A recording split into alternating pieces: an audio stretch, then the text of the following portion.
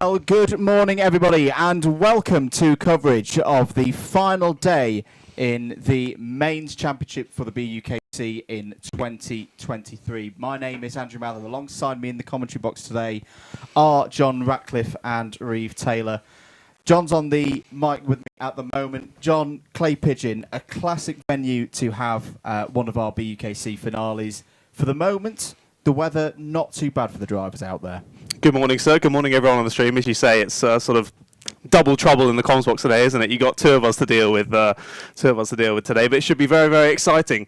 As you say, good conditions here at Clay Pigeon. I think that's a surprising one, to be honest. I think every time I've been here, it's been absolutely chucking it down with rain. A bit of a microclimate down here in Dorset, but a very exciting track nonetheless. You can see on screen, 815 metres in length. 6 turns in total, so not too much of a technical circuit, but those corners can prove very difficult, especially in these quite treacherous conditions, wouldn't you say? Yeah, definitely. And the weather, it can change very quickly around here. We had a lot of rain overnight, so the track semi-damp. Moist in places. Moist in places. Sorry to use that word, everybody, straight away on the stream. Love that word. But that is a pretty good description of what the track is looking like. But it's very much, I know it's a very big cliche, take this one off your bingo list, it's going to be about keeping it on the black stuff today. You do not want to be ending up off the road. It's an old school circuit here, no big tarmac runoffs like we've seen on some of the other circuits we've been to this season. This is a real driver's challenge. Yeah, I often find that's a good strategy to keep it on the black stuff. I find that I usually gain some good positions when that happens. But yeah, I was having a chat with a couple of guys in the Cardiff team this morning, a couple of drivers who hadn't been here before, trying to give them as best advice as I could give. I think I've been here in 2 years or so. I think the last time would have been my last Drivers' Champs, but a really exciting circuit. Down into turn number 1, of course, Billy's Blind, a heavy braking zone. And I was saying there, often we see at the start of BUKC races, a lot of loading can occur. Of course, very much against the rules, but doesn't mean it doesn't happen. So down to Billy's Blind, definitely something to watch. Yeah, lots of overtaking opportunities around here as well. Hans Hairpin is a good one at the far end of the circuit. You can see a move into the Horseshoe Bend as well, although it is wet on the inside. That's probably, as I look around the circuit, the wettest point of the track, right on the inside there. And you have to be very smooth around here. There's the other cliche of Clay Pigeon. I won't mention the guy who came from this part of the world just yet, because that's another one on the bingo card. But like the 2009 Formula 1 World Champion himself, you've got to be very smooth and precise with your steering and your inputs around this circuit. Yes, yeah, got to be very, very smooth, especially when there are those wet patches around.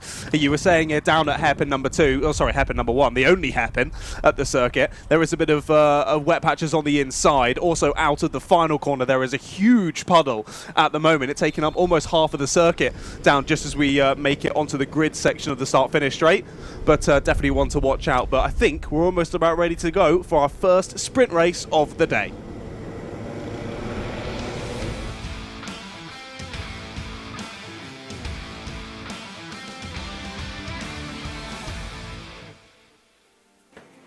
The excitement builds then as we make our way into the final round of the 2023 BUKC season. It's Brighton B who take pole position for race number 1 of the day, with Birmingham B alongside on that front row. Then it's Liverpool B and Nottingham Trent A behind. They're followed by Coventry D and Exeter A. Row 4 sees Bristol A and Coventry B, then rounding out the top 10 are Loughborough B and UClan A, then it's Coventry A and Nottingham A behind them. Row 7 sees Cardiff B and Warwick A, then it's Bath A and Reading A, and Liverpool A and Cardiff A. And rounding out the top 20 on row number 10 is Coventry C and Nottingham Trent B. Row number 11 is Leeds A and Oxford Brookes A, then it's De Montfort A and Exeter B. Row number 13, unlucky for some, will it be unlucky for Surrey A and Oxford Brookes C? Behind them are York A, Warwick B, Loughborough A and UEA A.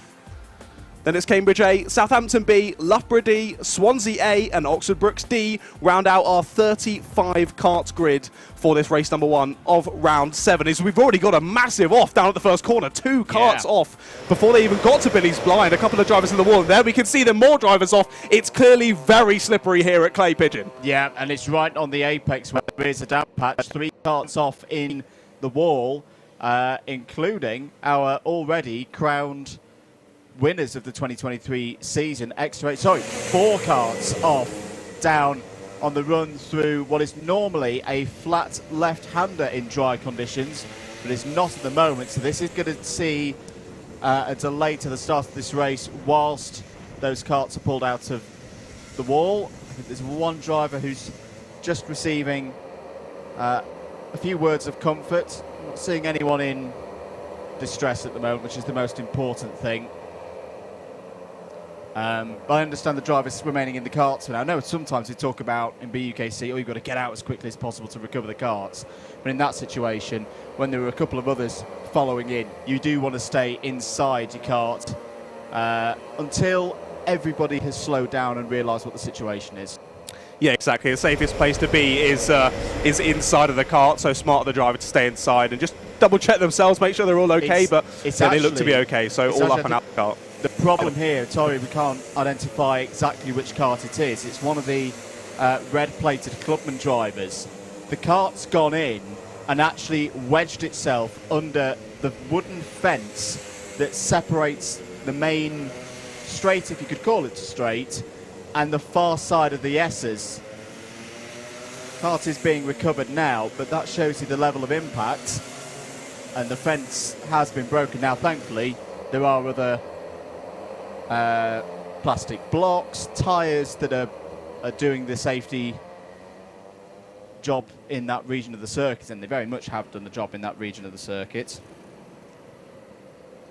It's an odd place to see carts go off in the first couple of corners. But as we've been speaking about, treacherous conditions for this morning. And of course, to remind you all, this is one of your first BUKC or Club 100 streams.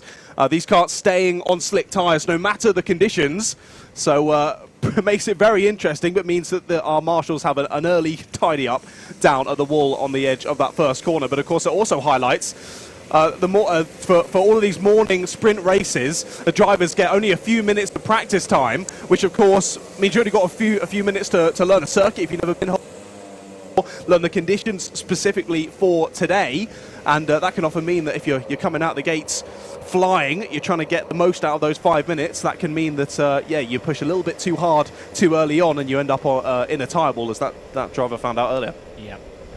Everyone's okay, everyone's running again, that's the most important thing. Club 100 team hard at work to put the tyres and the plastic bollards back in position ahead of the start of this race. Good work by everybody involved.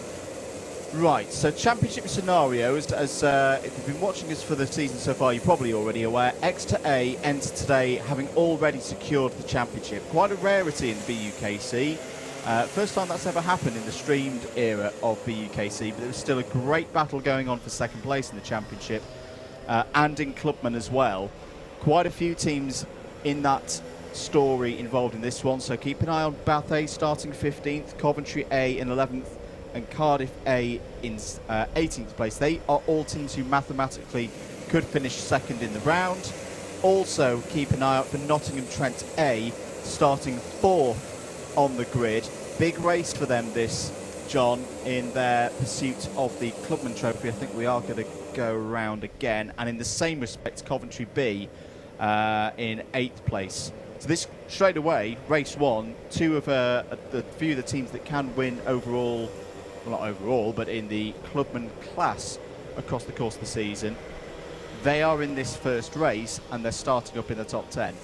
Yes, big hitters, but that piles the pressure on immediately for this opening race, doesn't it? Because you want to start off your round with the most optimal finishing position, and when you start off with a pretty good position, you're sort of maybe expected by your fellow teammates to secure those points for the team, as I do believe we are going to be going round again. So a little bit more chatter time from us. Oh dear, the 37's missed it. Yep, the 37 has misunderstood the instruction there, and at the moment the driver's just going around what's called the crown here at Clay Pigeon. The 37's Birmingham B, they're on second on the grid. Well, that's not a surprise, isn't it, those bandits from Birmingham. Already making an appearance here before the race even gets underway. Now the trouble is, they're not going to catch the train. Called good. Birmingham B. No, they're being sent round again. Okay, they're going to be sent round again, so Birmingham B are going to get a little bit lucky there, that they will rejoin back into their designated second place on the grid. Should be able to squeeze back in. On the left-hand side of your screen now, and slot back in. Bit of a chaotic start to proceedings. We've not even turned a racing lap here yet. Comms Box Live is running over on the DDMM YouTube channel. Hello everybody, we're giving a wave to the camera. All the point scenarios, if you're wondering how's my team doing this, there and whatever, head over to DDMM. All the stats are there, and we've got new rolling tickers as well to give you more information on that front. Right, we're ready to go here at Clay Pigeon. Round 7 of the BUKC 2023 is underway, and it's a very Slippery. skittish start through the first bend, down in towards Billy's Blind for the first time. All looking quite sensible at the moment, which is good to see. No one having any incidents as they enter into the S's. Down the back straight now towards Hans Hairpin they go.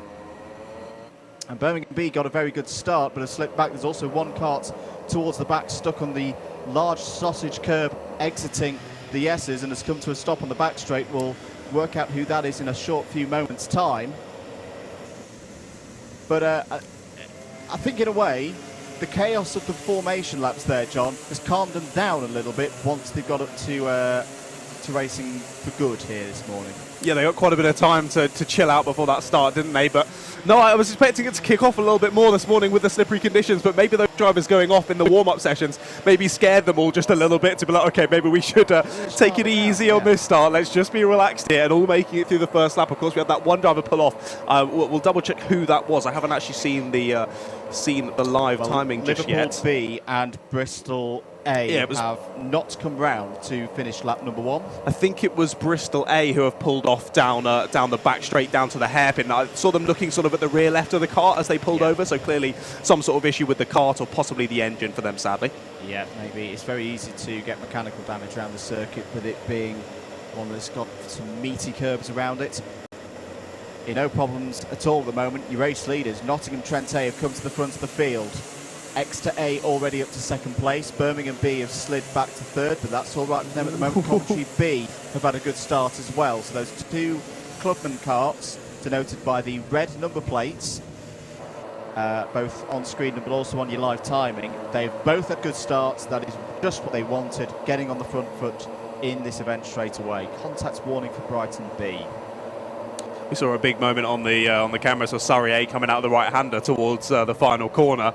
Just got it a bit slidey on the grass on the outside, but managed to keep it all together. I'm not sure if they lost a few positions or not, but either way, managing to hold on to it. Now, as you were saying earlier, a couple of decently big hitters in this race. I've seen Ross Steele out there racing around. He's in a little bit of a gaggle at the moment, slightly further ahead. Fraser Brunton involved in this one, but as we can often see with these difficult conditions, the pack already starting to extend, isn't it? They are indeed, although penalties already coming in, and some of them quite significant. York have got a cone penalty.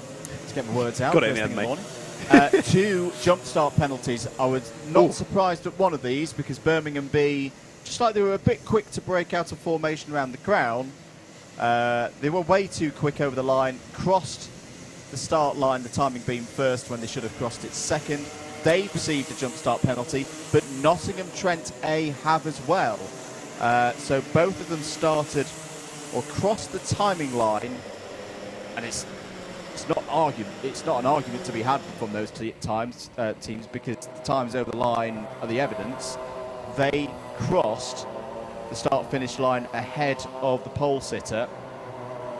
I'm just going to remind myself. Yes, so that would make sense. So Birmingham A's, it's just a straight. They're starting on the front row. They need to make sure that the pole sitter starts the race in first. They didn't. I imagine what's happened with Nottingham Trent is because they were in 4th place on the grid. They followed Birmingham B through and have also crossed the timing line ahead of Brighton B, who were your pole sitters. So what that will mean is both of them will receive 2 place penalties at the end of this race. So Nottingham Trent A cannot win this race now. Very intriguing that for Clubman, because who's going to benefit from this at the moment, John? Coventry B. Exactly. So great for them. They're licking their lips, rubbing their hands with glee. Of course, they're probably not going to know that these penalties are out there just yet. It's very difficult to tell, even at the best of times, when your own penalties come in, let alone your fellow drivers. So the Coventry B driver, probably unlikely that they'll know how well their race is going at the moment, but their goal just to keep it on the black stuff and keep pressing forward. As you were saying, I think the jump start penalty, one of the few in BUKC where you can't really feel aggrieved at it. A very clean cut, all down to the timing. Of course, some other ones, some of the bump and pass penalties, things like that, often come down to what the stewards and the marshals think of your moves. Exactly, yeah. It can be a little bit more argumentative, that one, but jump start certainly not. So the drivers aren't able to come back from those ones, as we say. But the racing is continuing, and the 7 of Nottingham Trent A, despite having that penalty, still building out a very, very nice gap as the front as we saw them come through the first hairpin there, just overtaking our kart tester and the lovely Nikki Richardson. That's not something we often say. What a babe. Overtaking. Yeah, that is unusual. Yeah. I think it was just moving out of the way and letting the leader through more than anything. Great scrap. You can see coming through the horseshoe now and towards Buttons.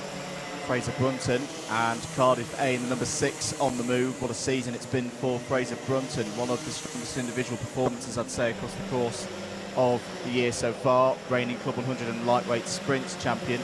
I'd say it's a great battle. He's actually already pulled away from it now. It's Loughborough B, Nottingham A and Nottingham B behind. I think Nottingham A ran a touch wide there, although I should note that I've had intel from Leeds, of all places, that Nottingham A are ineligible for today. So that's why you may be a little, our experts in the chat will be wondering, Andrew, are you getting old? Because that's clearly a Leeds suit in a number 27 Nottingham A car. What are you on about? That is because it is. All right, that makes sense. University driver in a Nottingham kart. They are ineligible. I don't like them today. They're causing me mathematical problems. There's your news. Ignore Nottingham A. That makes sense why you got the intel from Leeds then. Yes. As it's the Leeds drivers taking their seats. Yes. Fair enough. Yeah, you're not the biggest fan of eligibles. If it's your first time tuning in, don't mention that word to Mr. Andrew Mather. It's all right. We've made some improvements with alpha timing for tracking them.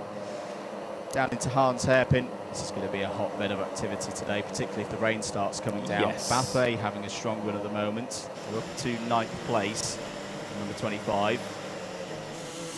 Yeah, the amount of drivers I've seen both in Club 100 karts and in owner karts make it to that barrier on the outside of the hairpin. It's too many to count.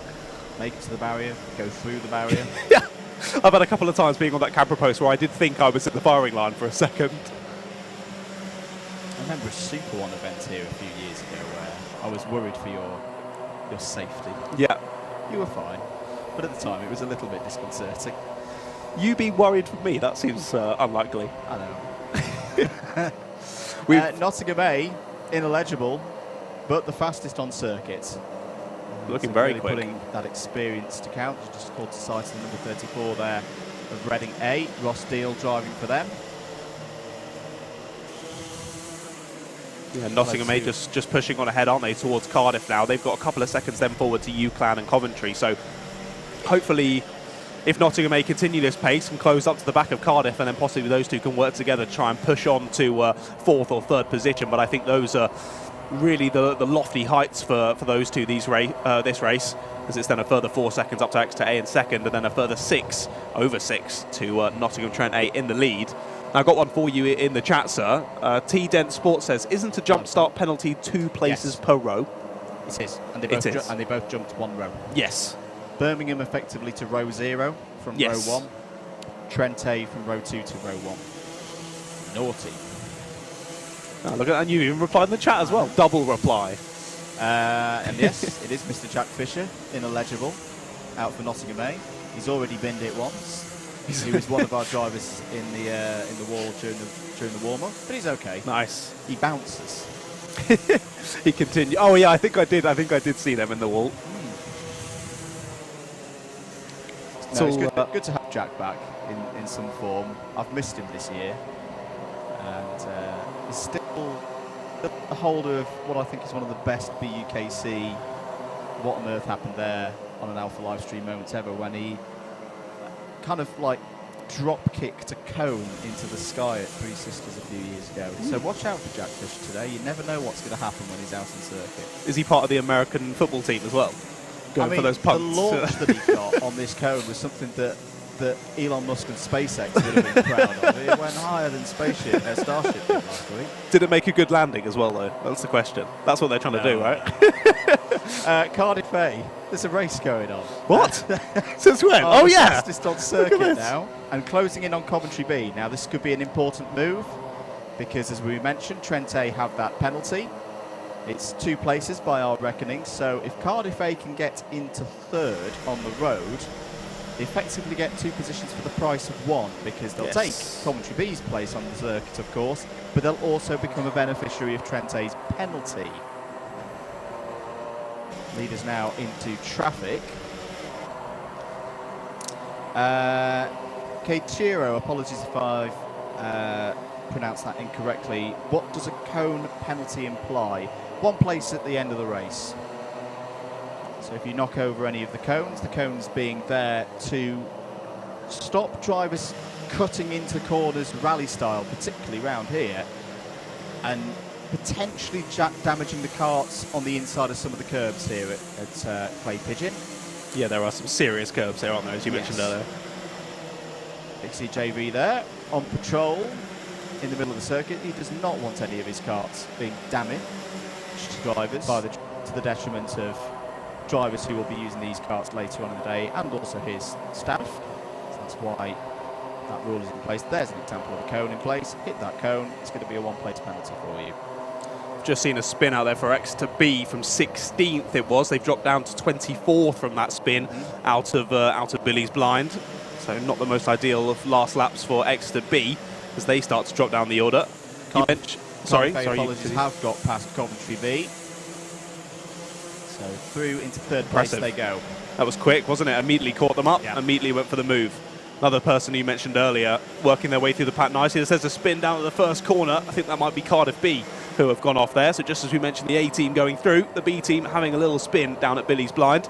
But another driver you were mentioning earlier, Ross Deal, the Reading A kart, saw him make a cheeky switch back down at Billy's blind to take Loughborough B for 11th. Now also on that last lap, have overtaken Birmingham B as well. So Reading A now up into 9th place, moving up the order very nicely. But I think the fastest lap way of Oxford Brookes A now in 7th. So a lot of drivers, particularly up in the top 10, looking very, very quick this morning. Yeah, and Oxford Brookes A, obviously one of those, there's a huge number of teams which are all listed on the DDMM data centre over on the Motorsport Media YouTube channel.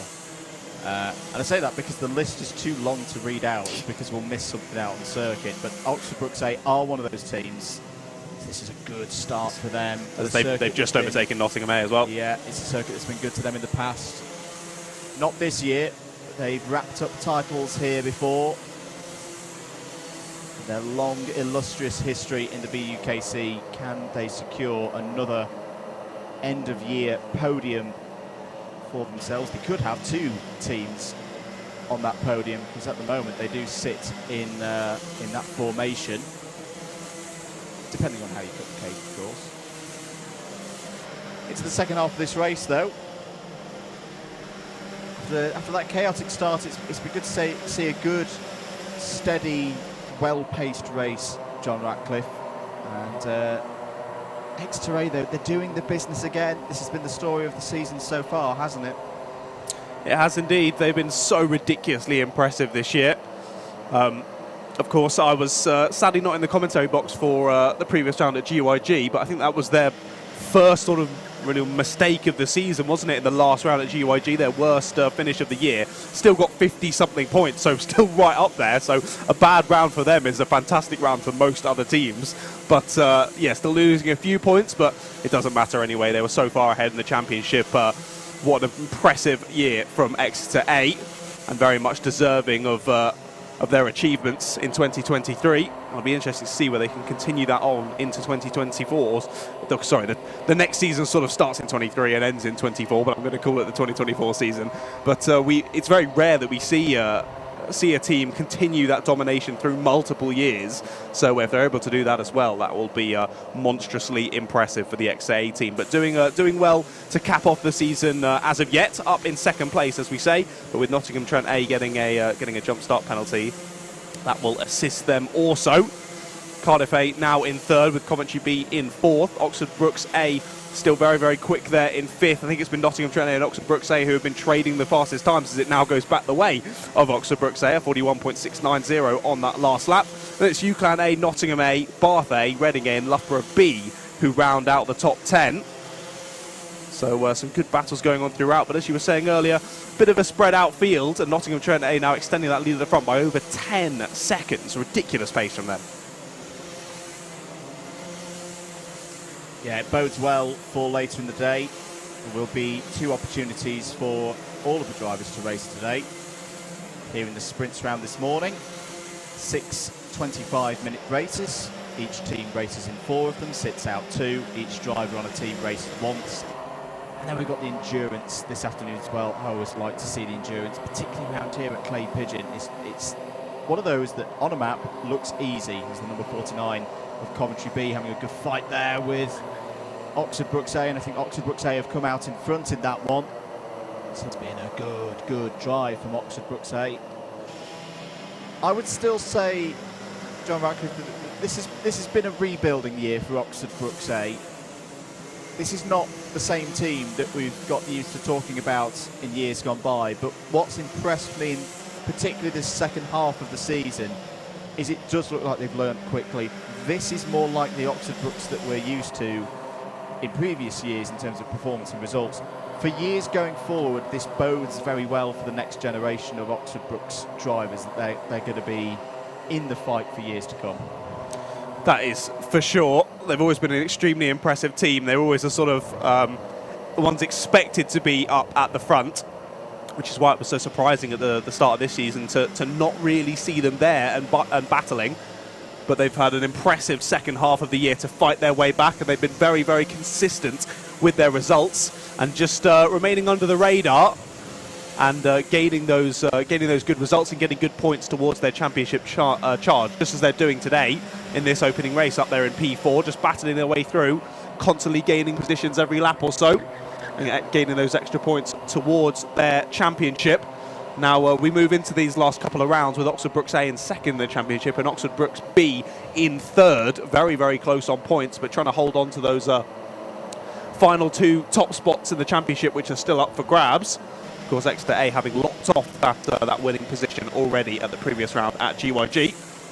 But yeah, Oxford Brookes A have been, well, it was surprising they weren't quite there at the start of the season, but great to see them back fighting up the order. I'm not sure that will give them a lot of confidence moving into the 2023-2024 season, which will start later on at the end of the year, sort of October time.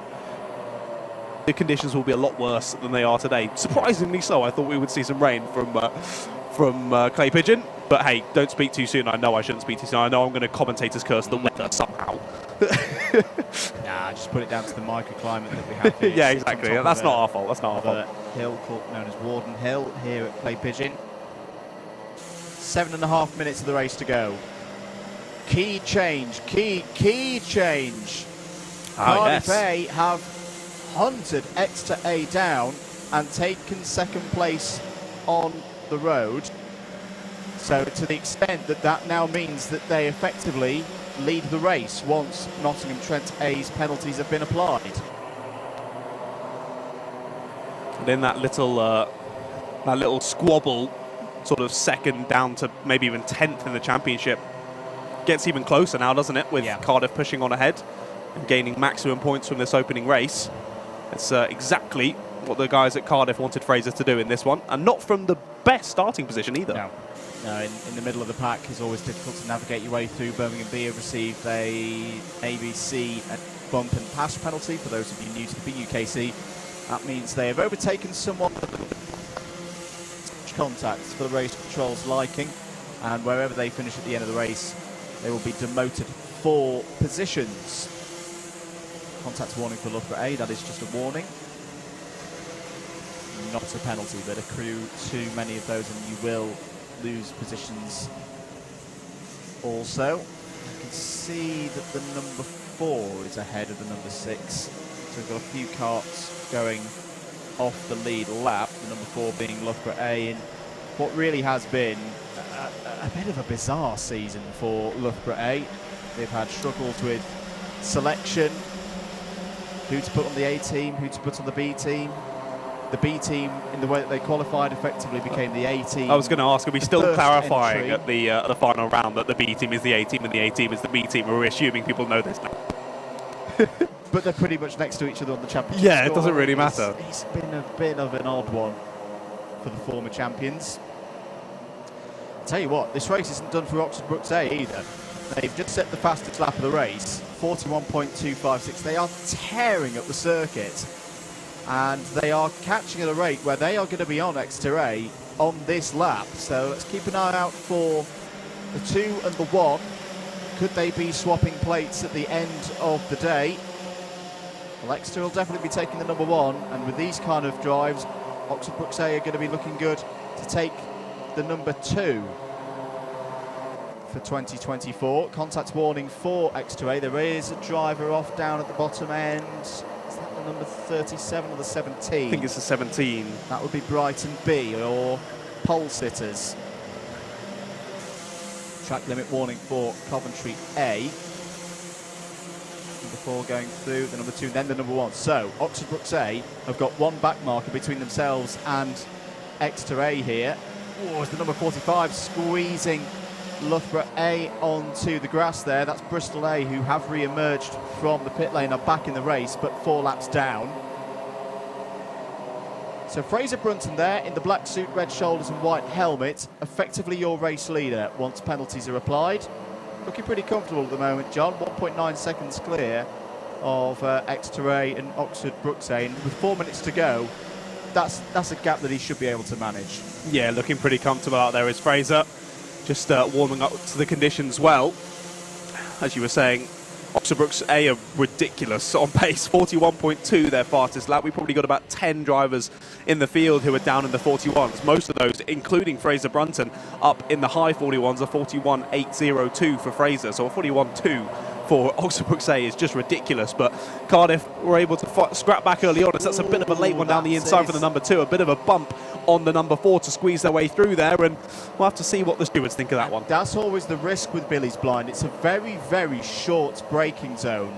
It's one where you want to carry a lot of speed. It's a quick stab on the brakes, and if you're not a good way alongside another driver, the number of times I've seen that scenario where the driver on the outside maybe isn't fully aware that there's someone coming down their inside, because it's such a short braking zone and everything's happening very quickly, that you can get that side-to-side contact very, very easily.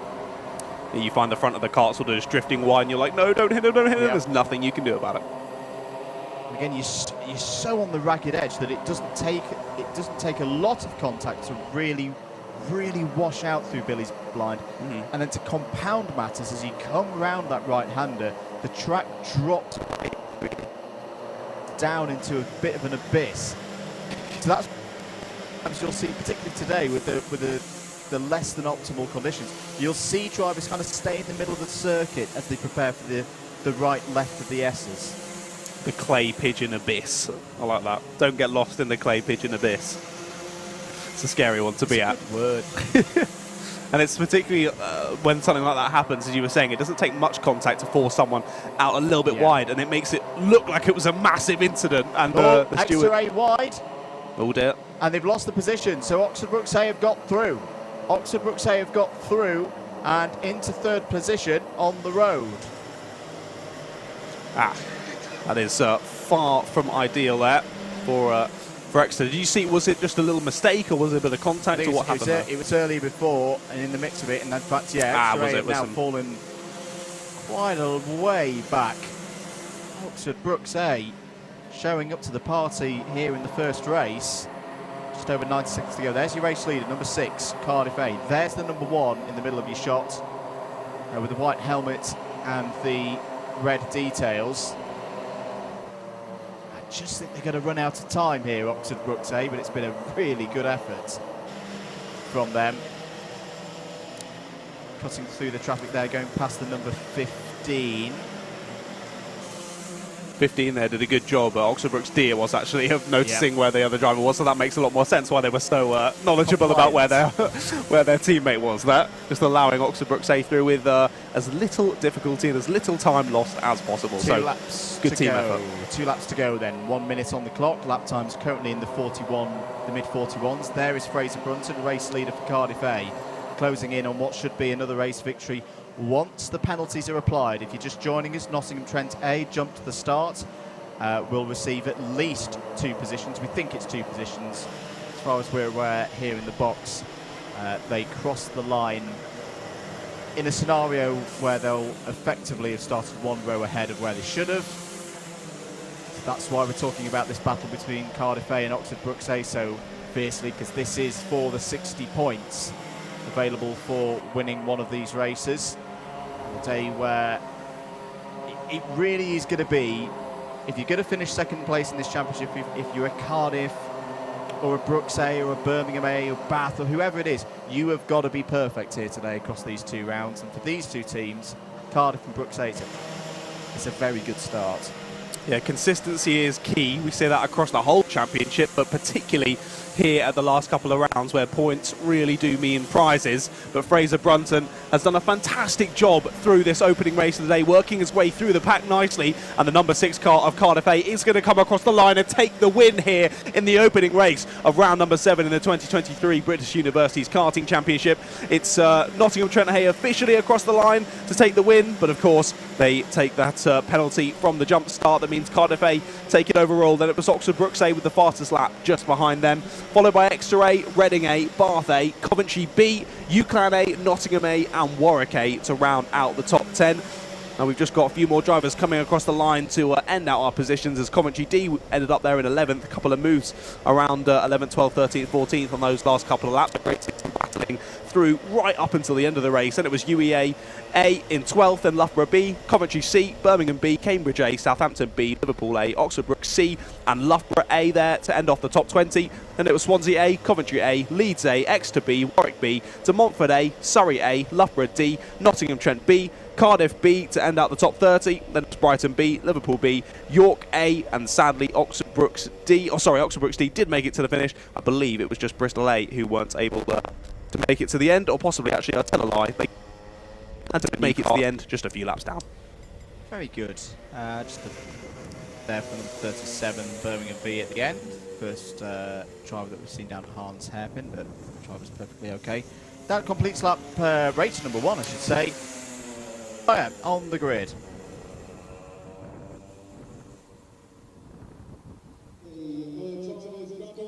Well, what a start to the day's race at Clay Pigeon for the final rounds of the BUKC. Of course, Nottingham Trent A getting the win on the road, but unfortunately a penalty. Let's grab a word with our winner on the road.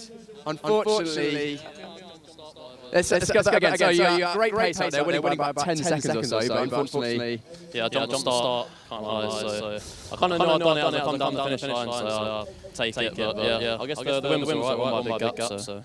Your driving past the start was obviously very good, but feeling pretty good. It was good pace out there. What about the rest of your team, Nottingham Trent A? Are you going to have a strong day? Yeah, we need to. We're only 2 points ahead of the next clubman, so I think we got a lot of strong drivers, so hopefully we should get enough points to win the club championship. Good stuff. Right, we'll move down the grid. We saw Fraser Brunton, our overall winner. We took our overall winner.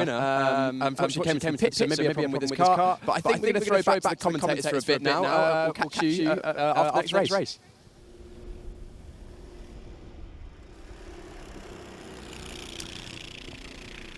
Apologies there for a couple of the issues, I think, down on the grid. Back with us here in the box at Clay Pigeon. Reeve Taylor joins me for the first time on the mics this morning. Good morning, John. Welcome to the greenhouse. Thank you very much. Great views up here, actually. It is. It's really nice comms box. It's one of my favourites in the country. Is Clay Pigeon, and as I was driving over the hills through the Cotswolds yesterday, it was rainy, it was foggy, and I was like, I hope I'm in the greenhouse to be able to, even when the weather does come in here, you get a good view around the full circuit. So yeah, it's one of my favourites. What did you make of that first race? I was, to be honest, fearful at the start after we saw the way things begun. Yeah. But I think overall, the whole grid kind of settled in. And as you said at the start there, I think that kind of seeing the chaos at the start allowed everyone to settle down a little bit, maybe play things a little bit more carefully. And it was, I think, overall very clean racing. Didn't see as much heading into Billy's blind as we usually do here at Clay. Usually we see pretty much everyone running just that little bit too wide and ended up in the barriers. But no, overall, I think some very clean racing. Good to see that the track has cleared up substantially in comparison to the start. Yeah, it needed that first race just to clear the track up a bit, get some heat into the tyres, some heat into the karts, and yeah, the second group of drivers I think will fare than the first lot. But having said that, I think the first group did drive once it got into the race very, very well. There we are on screen. Hello. Hello, everybody. Here in the comms box greenhouse, we've got a great view right over start finish, and that jump start. I didn't want to call it straight away because sometimes my eyes deceive me, but they didn't in that case. We got quite a good view of Birmingham B and everybody else following them through. Nottingham Trent A being the unlucky ones in a way that they didn't. If they just held back a little bit there, if they hadn't crossed the line ahead of Brighton B on driver's right-hand side, they wouldn't have been adjudged to have jumped to the start, and they would have held on to that race victory. So hopefully they'll put that one down to experience and know for next time. You can get in contact with us here in the box, various ways of doing so. We're keeping an eye on the comments, of course. We've also got the DDMM comms box cam, which will start getting data and numbers filing into it in due course. Thank you for your continued support, and a few shout-outs as well for recent subscribers. Hello to Daniel and Dale Campbell if they're watching, Callum Motorboys as well. So if you don't mind giving us a sub there on DDMM, that would be great. Depending on what your Google settings are, is whether your name will then cycle through. Apologies if it doesn't. The powers that be in the cloud and everything sometimes don't want to give me that information, but there we go. But yeah, we're getting ready for race number 2. There will be some warm-up laps once again for this group of drivers because it's the first time that they will be heading out on circuit. But it's looking pretty clear here at the moment. I'm looking around for some dangerous clouds. I'm not seeing them. It's overcast. I know, I don't want to pull a commentator's curse on it, as John was saying just then, but are we potentially going to have our first dry round of the BUK season so far? It has been notably warmer than what we've had to start the year so far. It's comparatively tropical, to be honest. Go-karts going around, we saw that the dampness and that wetness on the track pretty much disappeared. There's a couple of points still on track where if for whatever reason you end up running wide or end up out of position, notably through the horseshoe, and on the S's coming out of the complex with Billy Blind there will still be a little bit of the track that is just perhaps a little bit less grip than you would otherwise like as the karts get underway now. Yeah, let's get ready for race number 2 then, as that's up next.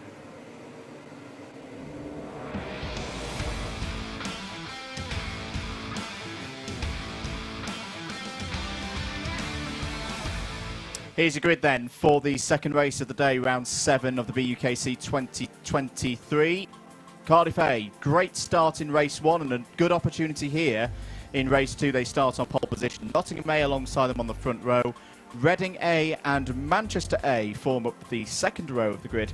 Oxford Brook C, Birmingham A. Key race this for Birmingham A, I feel, there on row 3. Cardiff B and Leicester A start on the 4th row of the grid. And Nottingham Trent A go from row 5 to Montfort A and Coventry C start on row 6. Edinburgh A and Sheffield A go from row 7. Swansea A and Oxford Brooks A will look to move from the 8th row of the grid in the midfield there. Warwick B and Loughborough A start on row 9.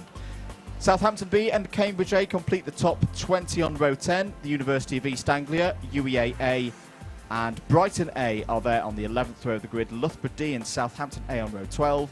Bristol A did not have a good start to the day. They start this one on row 13 alongside Liverpool B. Coventry D and Lancaster A start on row 14. Exeter A and Coventry A form up a big hitters, row 15. Liverpool A and Brighton B are on row 16. University College London, UCL-A, and University of Central Lancashire, UCLan A, form up the 34 karts in this race of 25 minutes. Just to go through who's important in that one from a championship perspective. Let me just order my table. We talked about Cardiff A. Obviously, they've got pole position for this one. Birmingham A as well, another one of those teams that mathematically could finish second in the championship. They'll be looking for a big one here. Oxford Brookes A, difficult one this. I know they've just come from 22nd to get a good result in that first race. Sometimes you prefer that to start a little bit further back and get that rhythm going through the field, as opposed to starting right in the middle of the pack where everything can kind of conjoin. Especially down. This is their race. This is that race for them, starting 16th on the grid. Bath A sit this one out. Coventry A, obviously, this is their one where they start from the back.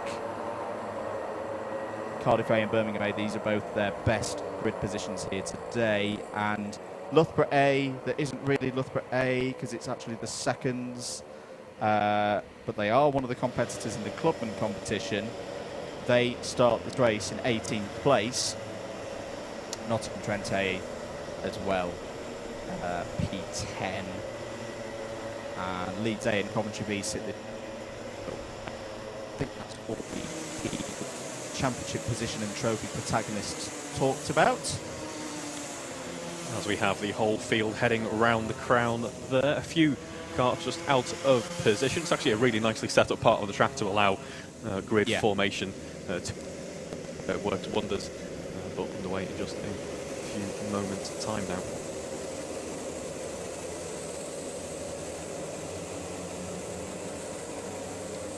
So waiting for the thumbs up from the pace kart driver to be good to start this race. I think we will be for this one. Eyes on those lights.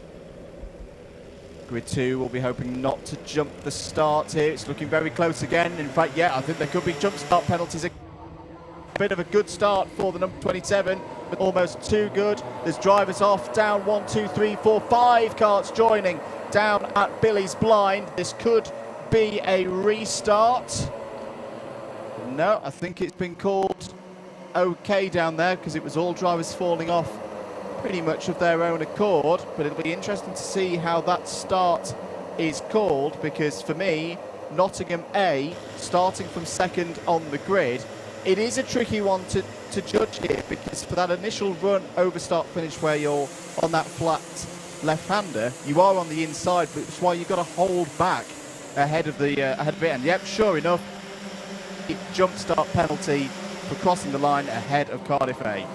Yes, I think that's the right call as well. He was clearly pretty much a kart length ahead by the time we got through the start-finish line there. But as you say, it is very difficult. It's almost a bit of a curse to be on the front row here, because as the number 36 was off there, that was Swansea A.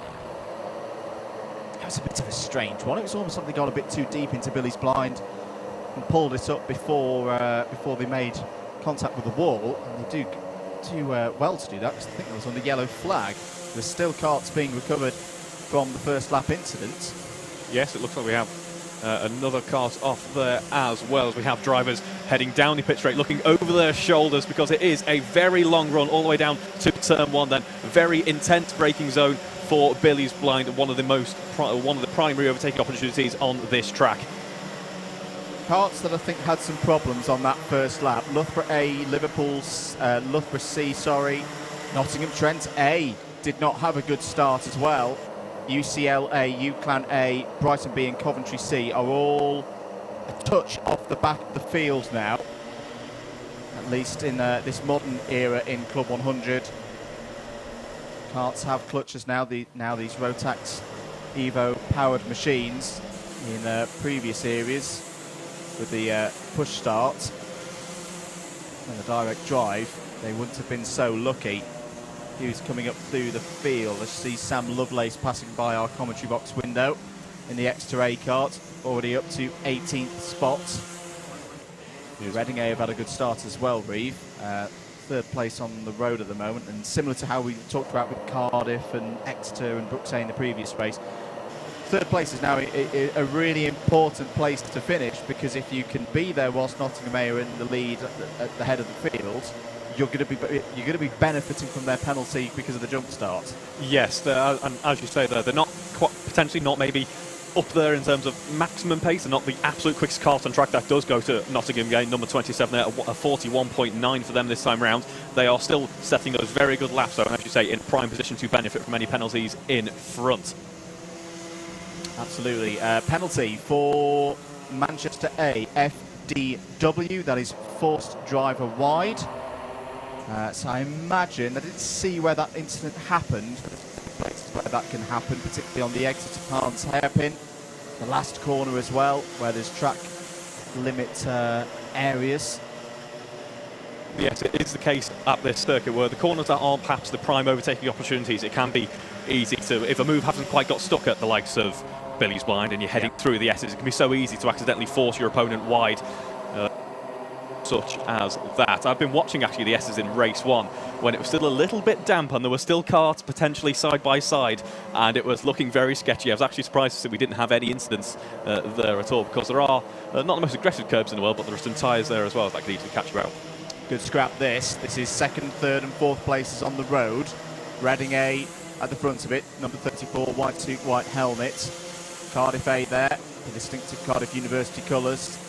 The black suit with the red shoulders. Yeah, Cardiff looking on great form so far this event. Leicester A looking to the inside. Yes, just holding it tighter there. And that's what we were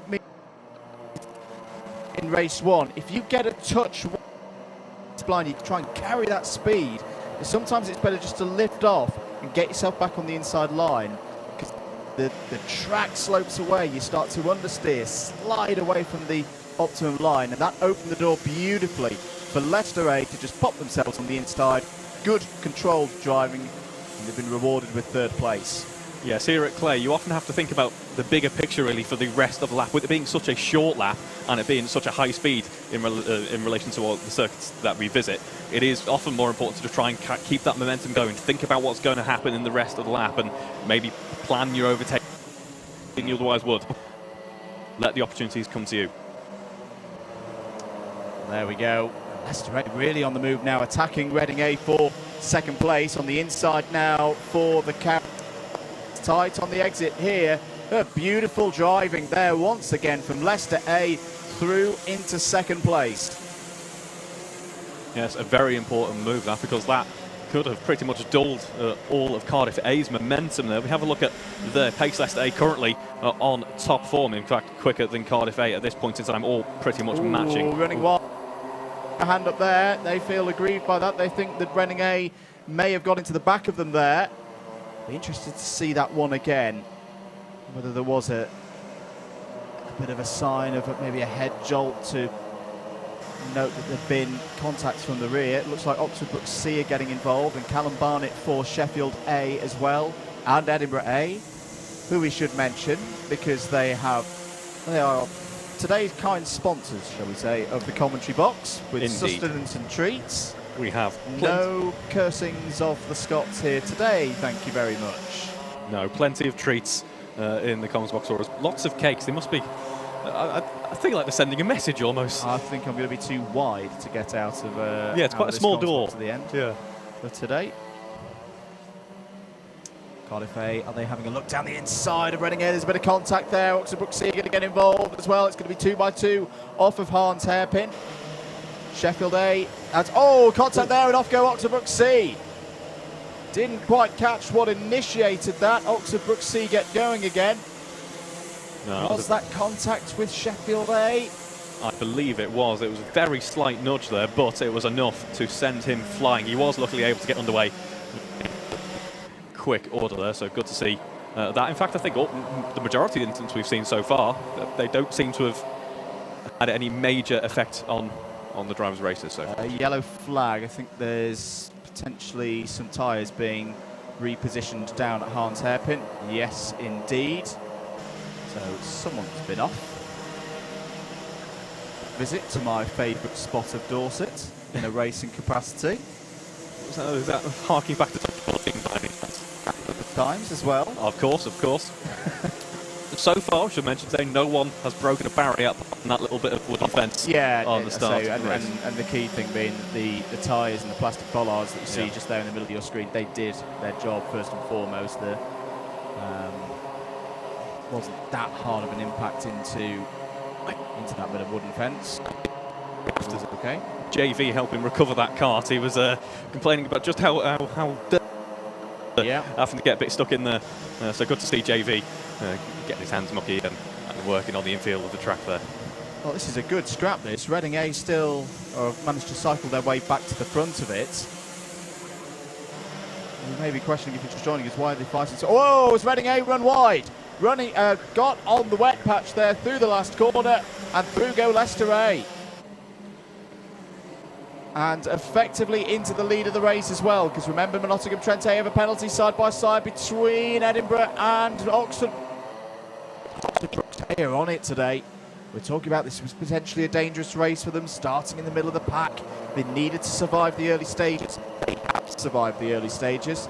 They're in the mix for a race victory here. Down the inside go Edinburgh A, past Cardiff A. Good move there from the number 29.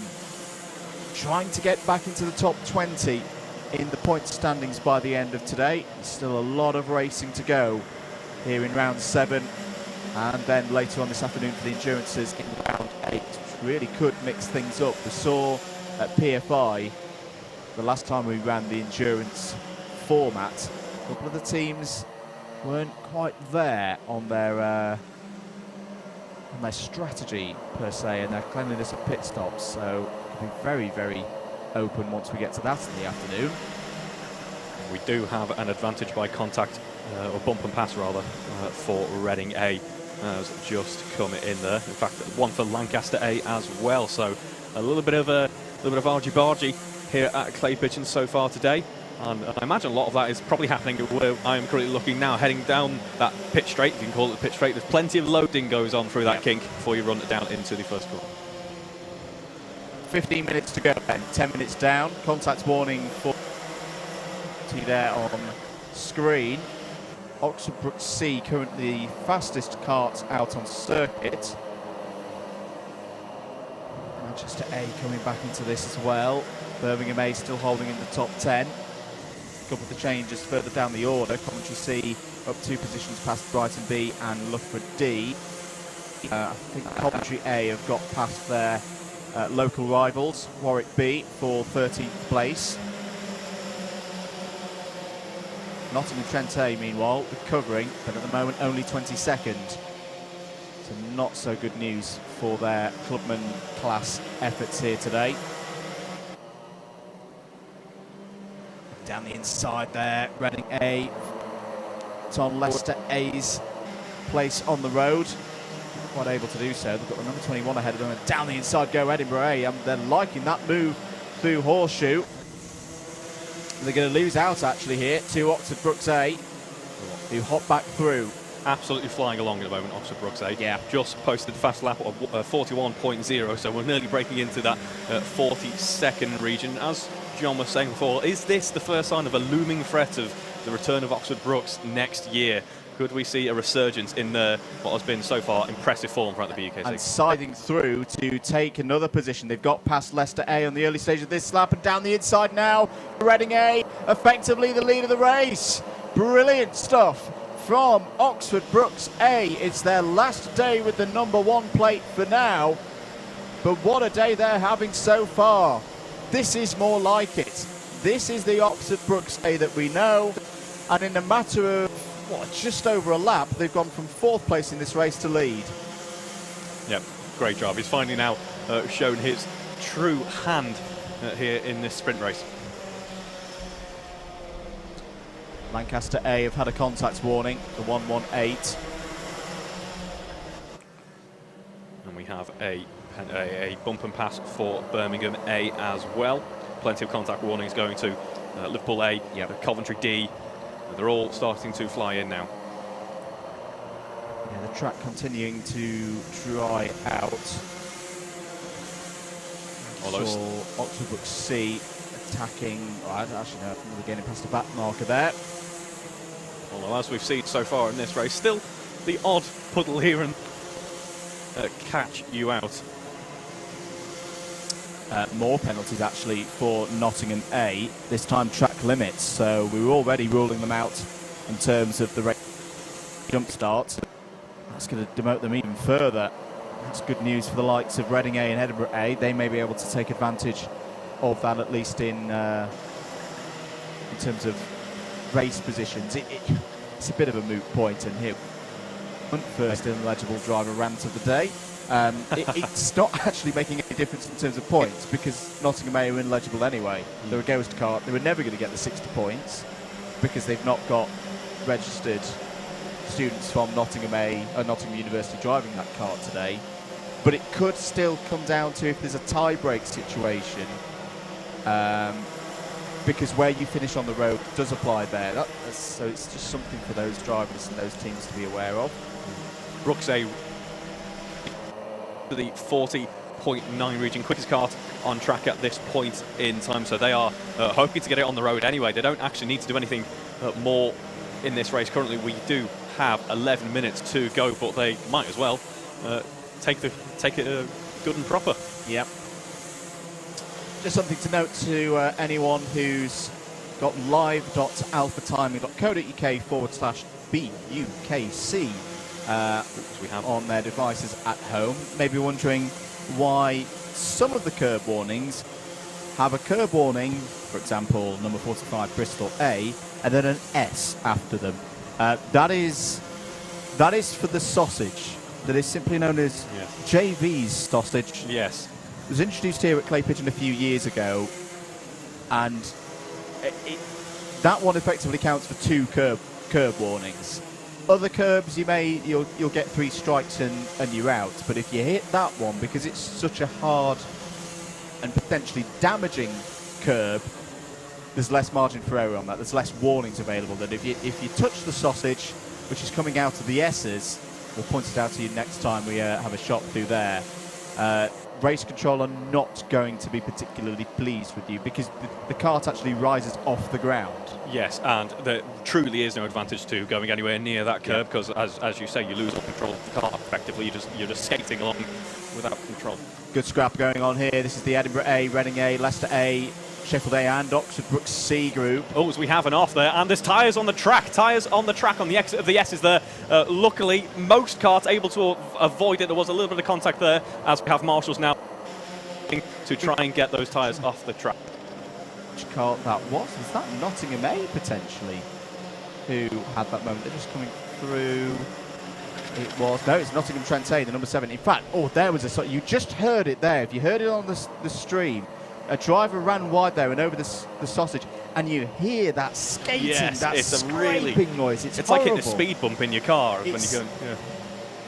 It sounds great round a skateboard park, not round a karting circuit. No, I think, to quote JV, don't look at the sausage, don't think about the sausage. The sausage does not exist. You cannot put your kart near there because it simply doesn't exist. It is a dark place. You shall never go there.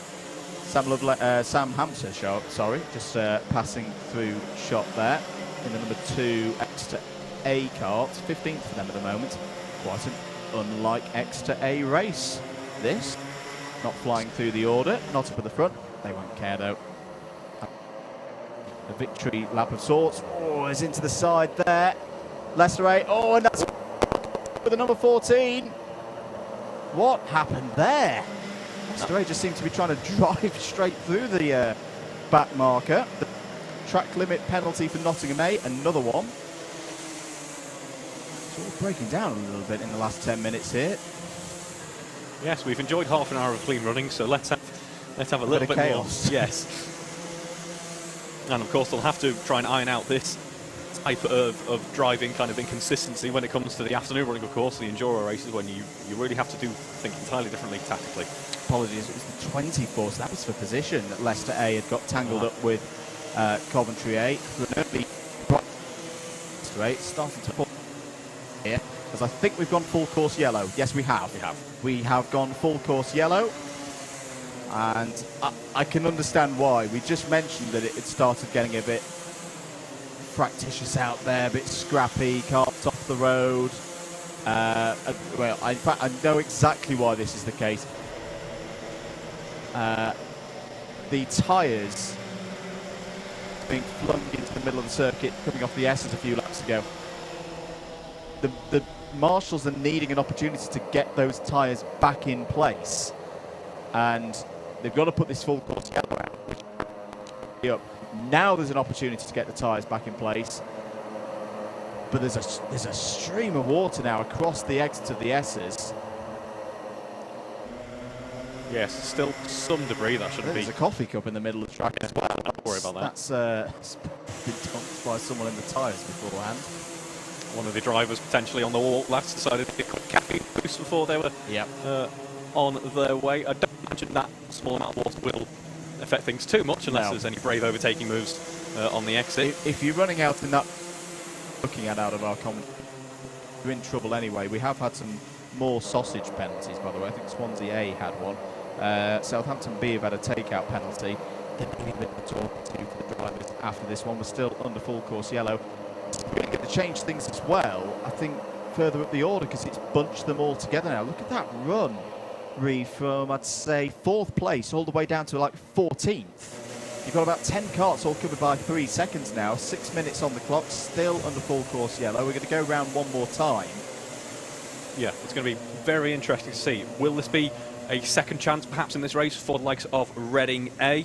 Oxford BUKC as well, of course. They've had fantastic pace in this race so far, so while they are effectively leading, it will be even easier for them now to try and get that overtaking move done if they can. The other interesting aspect of this, so it's just as it's happened, a bit of a train has formed behind the number 28 of Youth Van A. Now they're in 23rd place. That means you've now got the leaders now all mixed up with a load of back markers from, whoa, what would you say, 23rd back to Swansea. This could get a little bit chaotic in the last 5 minutes. We are still under full course yellow. It'll be removed at start-finish when race control are happy to do so. Jacob Harris will withdraw it, and it's not going to be this lap. Just trying to establish why that is the case. Now gone back to green, apologies. So we've now got a 5-minute sprint. Or BUKC or Edinburgh at the front of this field. You're going to have to really have your wits about you, because behind you, which you were 5-10 seconds ahead of earlier on, and you're trying to overtake back markers. It is all going on down at Hans Hairpin, 2, 3, maybe even 4 wide, trying to catch the sight of the number 1. They're right in the middle of the pack, behind the number 50. You're looking for the black and yellow, fluorescent yellow helmet in the middle of the pack there. There they are. They've done very well to control the field. But they've got a penalty. They've got a penalty for contact, and that is exactly what can happen in this scenario with the whole pack together. It's effectively like the start of the race again, and having survived the risk of starting in the middle of the pack where everybody bunches up at the start, it's then happened after a full course yellow with 4 minutes to go. So that completely changes the story. Oxford BUKC have come up the field. Where have Edinburgh gone?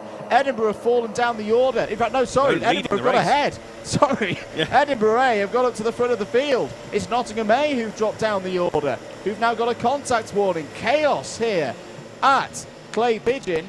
So Edinburgh A, not needing penalties now, are leading on the road. They've got 3.5 minutes to hold out here, but they're being challenged by the number 7 and the number 1 down into Billy's blind. Well, this has been so far. Yes, absolutely turned around on its head with that yellow flag period. Change on the lead, for the lead on the road. Back through past the number 29, but remember, they have a penalty, and Edinburgh now being attacked by Nottingham A. And the carts behind Oxford BUKC, Oxford BUKC. So they've effectively taken the lead of the race now, because they've got they've had a clean one so far until now, because now they've got a bump and pass penalty. If you come across the line there's been so many warnings, contacts, codes, everything, sausages, it's all out there. Breakfast this morning. You could be like 8th on the road in this race, Reed. If you come through it clean and no penalties, you could be getting a huge haul of points in race 2. Yes, a proper race of attrition, as it turns out. Pace, not the be-all and end-all here in these sprint races even. 2.25 minutes to go. You're going to need the extra big abacus out for this one. There's another penalty, this time Leicester A. And this is all, I think, because we've got this huge mix of cars, but with the added spice of you've only got 2 minutes to go to get your moves done. You've not got 25 minutes like a race start.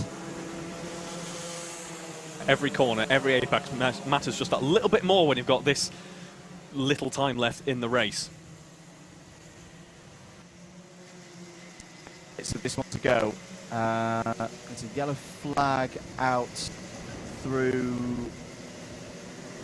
Hans Hairpin and then through the horseshoe as well.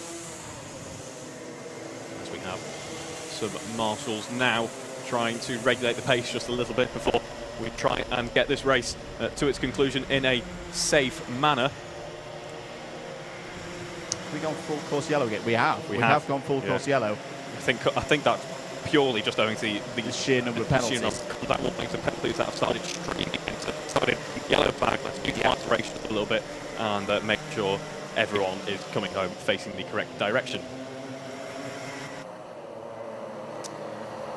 Well, I'm afraid, folks, that we're quite going to know, I think, if it is Edinburgh A, because I've not seen a penalty come up on screen for them, but the sheer rate of penalties that has been coming through, we could have missed it. It's distinctly possible. Of course, Edinburgh are Commons Box caterers for today, so I'm sure they didn't deserve the penalties anyway. I don't Absolutely not. No. Well, actually, I think this race may well finish under full course yellow because there's only 20 seconds on the clock. And we've just started the final lap. And we've just started the final lap. So this one is going to finish under yellow. And as I say, I think there will be a bit of a pause in proceedings ahead of race number 3 and some re-education and additional briefings, shall we say. Oxford Brooks A have it on the road, but they have a penalty. That we know for sure. Oxford Brooks C also have a penalty. That we know for sure. Edinburgh A we think are clean. Nottingham A have many penalties. That's fine. Just contact warning for the moment. No penalties. Nottingham A are multiple penalties, but also illegible, so we don't like them. We don't count. Coventry A I think have got a penalty. And then beyond that, I really don't know. Well, this is going to be a bit of a bizarre end to the race. Time is up on the clock, and there is the checkered flag across the line. Oxford Brooks A take it on the road. Well done, Edinburgh A. If they have got through that without any penalties, they kept their heads, and it's a well-deserved race victory. Nottingham A 4th, Coventry A 5th, Reading A 6th, Southampton A up in 7th place, Birmingham A are in 8th place, 9th for Cardiff A, Leicester A 10th, Sheffield A 11th, 12th for Manchester A, 13th for Exeter A, 14th for De Montfort A. I'll be honest, there's no much point in me reading out the rest of this order because there were so many penalties in that, it's all going to get jumbled up. Check it out on results.alphatiming.co.uk/BUKC for the official one when it comes through. We're just going to take a short break on the commentary here for a frequency change. We'll be back with more action here at Clay Pigeon for race 3 in a short few moments' time.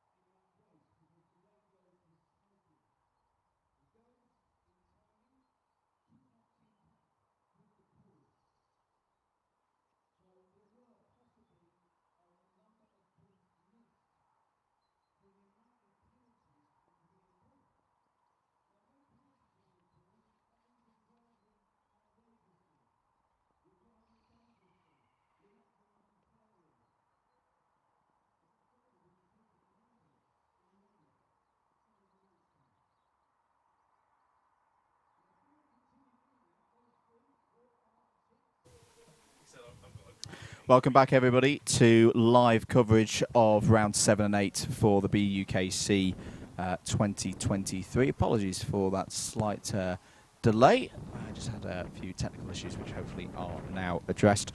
You've not missed anything, though. A rebriefing of the drivers in the field is going on because there were a few penalties in that last race, but we can confirm. Let's go over actually for a little bit of a review of the results so far, working backwards. So, race 2, well done Edinburgh A. The cake has worked. They didn't get any penalties. They were good drivers out there on circuit. They won that race once penalties have been applied. 60 points to them. Sheffield A second. Cardiff A second. Sheffield A third. De Montfort A in 4th place. And my oh my, I'm just looking down at where I think where they were on circuit. I think De Montfort A finished. I think they finished outside the top 10 because they finished 6 seconds behind the leader on the road, which was Oxford Brookes A. So I think they've received that 4th place on the basis, and same with Sheffield A. They were 5 seconds off the lead. Yeah, we've got a few examples of that. Just one that stands out to me is Liverpool B at number 15, or finished P15 on the road. Number 76, that's Ewan Darlington. Good work. Reeves got the pre-penalties result on his screen, and De Montfort A were 14th cart over the line, are given 4th place because they didn't have any penalties. Well done, De Montfort A. Good driving. Oxford Brookes A 5th, Oxford Brookes C 6th. All these results, by the way, you can see on results.alphatiming.co.uk/BUKC. 7th for Liverpool B, 8th for Nottingham A, Cov A, 9th and Reading A 10th. That was race 2's results once the smorgasbord of penalties were applied. Race 1's looked like this. There were penalties in this one as well that we need to mention. So Oxford Brookes A took the 60 points because Cardiff A had a cone penalty, cone abuse, touching the Collins, naughty, but at least they still get 59 points for that 2nd spot. Trent A 3rd, Exeter A 4th, Reading A 5th, Bath A 6th, UCLan A 7th, Nottingham A 8th, Warwick A 9th, and Coventry D, well done to them, up in the top 10. As I say, all of those results available for you to review at your leisure at results.alphatiming.co.uk/BUKC. A couple of folks asking about rewatches. I think because we're in the middle of the live stream, YouTube doesn't let you run it back. But do not worry. Once we have finished here today, you will be able to watch all of the racing back free of charge here on the Alpha Live YouTube channel at your leisure. Drivers heading back out on circuit for race number 3. Reeve, it's rattling through these races, and it's been a very good start for the likes of particularly Oxford Brookes A and Cardiff A. Yes, they've started a great start to the day, and as you say, really getting through them now, despite the stoppages and slowdowns that we have had. Now we are now swapping over. We say bye to Andrew for a brief minute, give him a well-deserved break, and we swap over to John Ratcliffe back in the commentary box with us. Hello. Andrew's gone, I'm afraid. Andrew, this headset's very one-sided. I feel like I'm almost falling off of the edge of the world here. He's got a lopsided head. Okay. Yeah. But like we were saying... yeah, your head's weird, Andrew. Out you go. Bye. Yeah, go on. See you later. Why are you still here, actually? No. I like that phrase you used of rebriefing. The drivers were certainly getting a rebriefing there after race number 2. I was obviously out there watching at the sidelines. Very different to race number 1, wasn't it? Yes, race number 1 I thought was actually a very good display of how really to run a good race and how to treat each other fairly. We started off with a little bit of chaos, which was, I think, very understandable given the track conditions, and then after that everyone played it a bit safe. Potentially with race 2, the track conditions being a little bit better, drivers felt like they could maybe push the cart a little bit more, maybe get their elbows out a little bit further, and they quickly found out why you can't start riding over curbs and why you can't start running a little bit wide into the puddles. Yes, exactly. No, all the chaos in race number 1 was before the green flag, wasn't it? And then they sort of settled down. I think maybe, as I said at the start of race 1, that sort of scared them all a little bit. Oh my goodness, there really isn't much grip here. We need to give each other a lot of room. But as we came into race 2, the conditions got a lot drier, as it's a full dry lap now as we look out of our commentary vantage point. And maybe had a bit too much confidence going into that. I think that was partially a little bit down to the drivers, but also just due to how the race ran, as we had those a few incidents that then caused those full course yellows that closed up the whole pack, and then that just created chaos, didn't it? Yes, while in the immediate aftermath of an incident, having yellow flags does neutralise the circuit, makes it a lot safer for the marshal to do the job that it needs to do, and it was quite a job to obviously get those tyres back into place. What a spectacular sight it was to see those flying about. However, as you say, that basically creates another race start situation, which, especially given, as you say, we had leaders in the mid-pack with back markers and karts that maybe weren't quite as quick as the likes of Edinburgh A, Oxford Brookes A. You can get quite a mixed race situation there. Yeah, the gaggle near the top end of the top 10 was getting pretty spicy anyway under normal conditions, and as they all got backed up, everyone closed back up together, and it was a few minutes dash, wasn't it, to the line, and that was quickly ended by the race control just being like, no, this is too chaotic. You all need to calm down out there on circuit and bring this back in a safe fashion. But all of them have had a bit of a telling off now. The drivers getting back in their karts. Of course, the drivers who were just out in that last race up and out, that's their sprint race done for the day. But the new drivers for each team back out in the karts for race number 3. Now, of course, to remind you, this is one of your first time watching BUKC, possibly you're supporting a friend or family member. If you suddenly notice their team isn't in this race, don't worry, they haven't had a crash, they haven't not made it to the grid or something silly like that.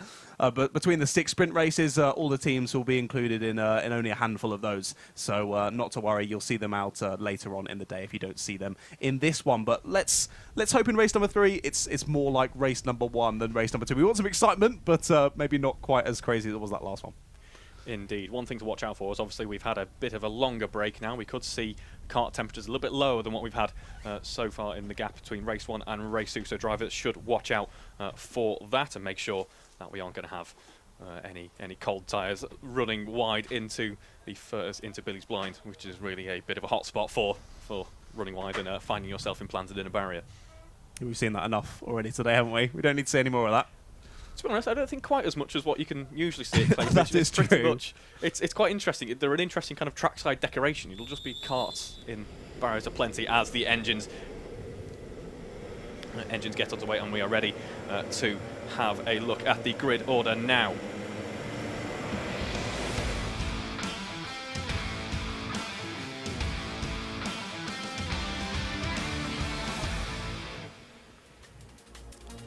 So here for the second lightweight race, and it is on the front row. Swansea A, Oxford Brookes B. Row 2 is Sheffield A and Oxford Brookes A, so the Oxford Brookes squad up front there. Row 3 is Oxford A and Manchester B. Moving on then to Row 4, Lancaster A, UEA A, and then we move on to Row 5, Coventry C, Oxford Brookes D. Row 6, Loughborough D and Southampton A. Row 7 is Surrey A, Derby A. Row 8, we see Brighton A and Exeter A in 16th. Local boys, of course. Row 9, Birmingham B and Loughborough A. And then we move on to Row 10, Liverpool A. I can put on my Scouse accent for that one. Liverpool A. And then we have 20th, UCL A. Row 11, Warwick A and Loughborough C. Row 12, Manchester A and Nottingham A. Row 13, Bath B and Oxford Brookes C in 26th. Row 14, Birmingham A and Cardiff B in 28th. Row 15, we have 29th, Leicester A and Brunel A. And then we have in row 16, Loughborough B, Coventry B. Rounding out the field is Nottingham Trent A in 33rd, and then De Montfort A in 34th position. So that is the running for this 34 kart race, as we are still heading around the track, getting those warm-up laps in, getting the karts tyres back up to temperature as the grid forms up and the drivers get ready for this race then, John. Yeah, when you were confirming where Liverpool were on the grid, it kind of sounded like you were questioning whether they should be there. Is Liverpool A? Liverpool A? Go far more Scouse than that, don't worry. Yeah, I can't compete, mate. I'll leave the Scouse accents. And to be honest, all accents to you, I think. Oh, really? That is bad. That's a brave. That's brave of you. Okay, I've been challenged, clearly. Maybe let's keep them all stream friendly. Of course, yeah, of course. As we head through the S's, though, it's one of my favourite parts of the circuit to watch there, heading through the S's, just how tight and compact it is, and you have karts near enough 3 wide. That's not how to do it, though. They're number 15, having a big spin. That is quite wide at the S's there. On cue, thank you, kart number 15.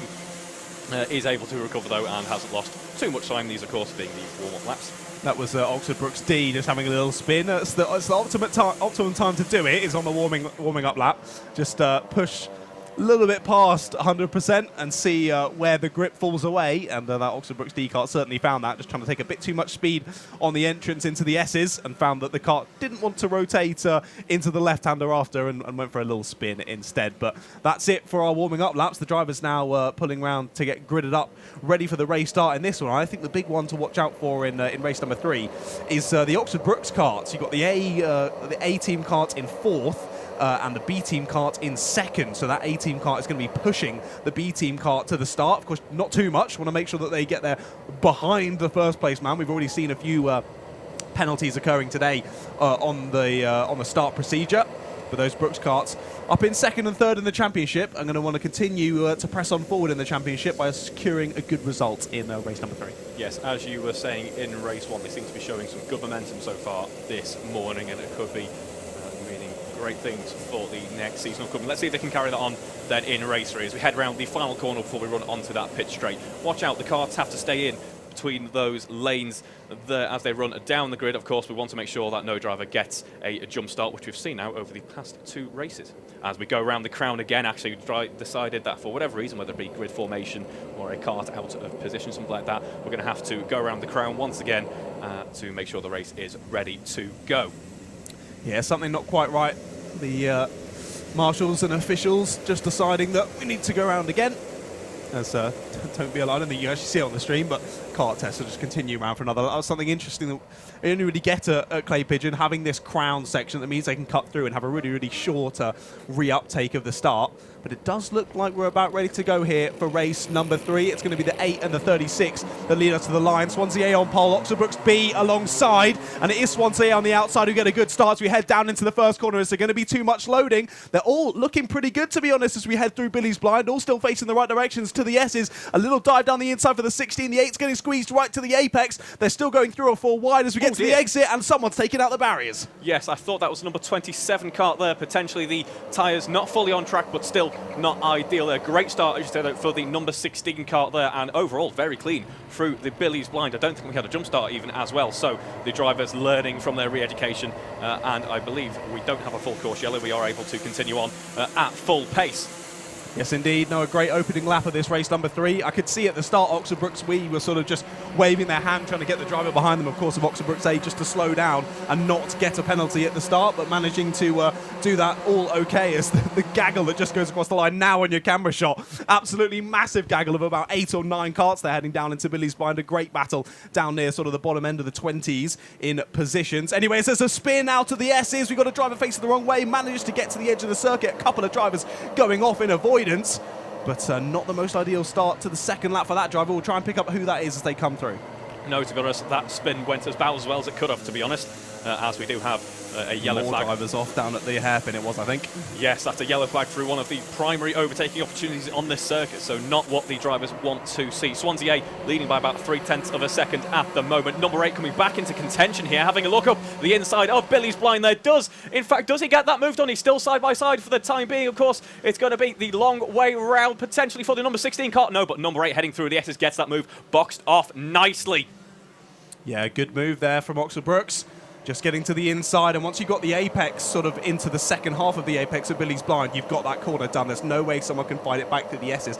I've seen some people try it, but it always ends up in a crash if you try to go 2x2 through the S's at full speed. Now I can see UEAA on the outside there trying to feed their way through. This is at the bottom end of the top 10. This battle that comes through your camera shot now as they're nearly squeezed off of the circuit. They're trying to defend the position, but here we look back to the leaders then. Swansea A still leading this race. Oxford Brookes B have got through on Sheffield A on that last lap, and Manchester B have actually made their way through to the front of the next pack and already secured a decent little gap forward to 5th place. They're still battling in the background though. 50 leading that battle, I believe it is, and that is Coventry C. Yes, the mid-pack offering some great battling at the moment. It's mental. As, yeah, we have about 4,000 karts heading into the first hairpin. Approximately, yeah, just to give it an estimate there. But it is actually Loughborough in that mid-pack at the moment, currently the quickest kart on track. So despite all this battling that is going on, drivers still showing excellent racecraft here, still able to push the kart at full chat here at 42.3 for Loughborough, fastest lap on track so far, as we see the number 36 kart leading Swansea A able to break away just that little bit more now. Yep, that front battle still continuing. Oxford Brookes now having to fend off Sheffield as they made that overtake a lap or so ago to put themselves up into second place. Yes, the number 23 kart of Southampton made beautiful move there as we headed into the Billy's Blind. Lots of battling still going on in that sort of secondary pack from fourth backwards, and they're still going side by side through the hairpin there. As Surrey A, I think, lost a position or two in that one. The number 2 of Exeter A has had a flyer on that. They're passed on Surrey A, which must mean that they're up in 5th or 6th position, I think. Sorry, no, a little bit further down than that. 8th position or so. They've got Manchester A just ahead of them as well. So the number 2 and the number 3 now looking to work together as they try to make their way through and past Southampton A and Coventry C. Black flag for Lancaster A. Oh, dear. Which is not ideal. We saw they already had a couple of penalties at the very start of the race, so they'll be having a brief chat with the officials back in the pit lane, and I'm sure we'll be on their way, feeling a bit more confident once again. As we have a battle now forming up between Oxford Brooks B, Swansea A, heading through the horseshoe. It's very close indeed between the two. It looked for a moment there that Swansea A had that momentum underneath them now to be able to start breaking away from the pack. However, Oxford Brooks B in the 41s quite comfortably now is keeping up with that race leader. Interestingly enough, I think Lancaster A have actually got 2 black flags independently of each other. Oh dear. Initial one for 2 ABC contacts, and then a forcing driver wide, which caused a further black flag. So I'm not sure how that actually works with you getting 2. That might be a little bit more severe than just a quick chatting to, as we see the drivers there looking at the number 13 car there, ducking down the pit not so straight in order to try and get as much pace as possible before heading into the Billy's Blind. And Manchester A currently top dogs in terms of pace at the moment, at 41.6. As we have heading through the horseshoe once again, it is Oxford Brooks B and Swansea A still side by side, not giving each other any more than an inch. Absolutely fantastic racing going on the front end and throughout the field. Never more than an inch given in BUKC. That's why we always love to watch the racing. Now Lancaster A, after they still haven't actually come in for their black flag yet. They're still in 15th.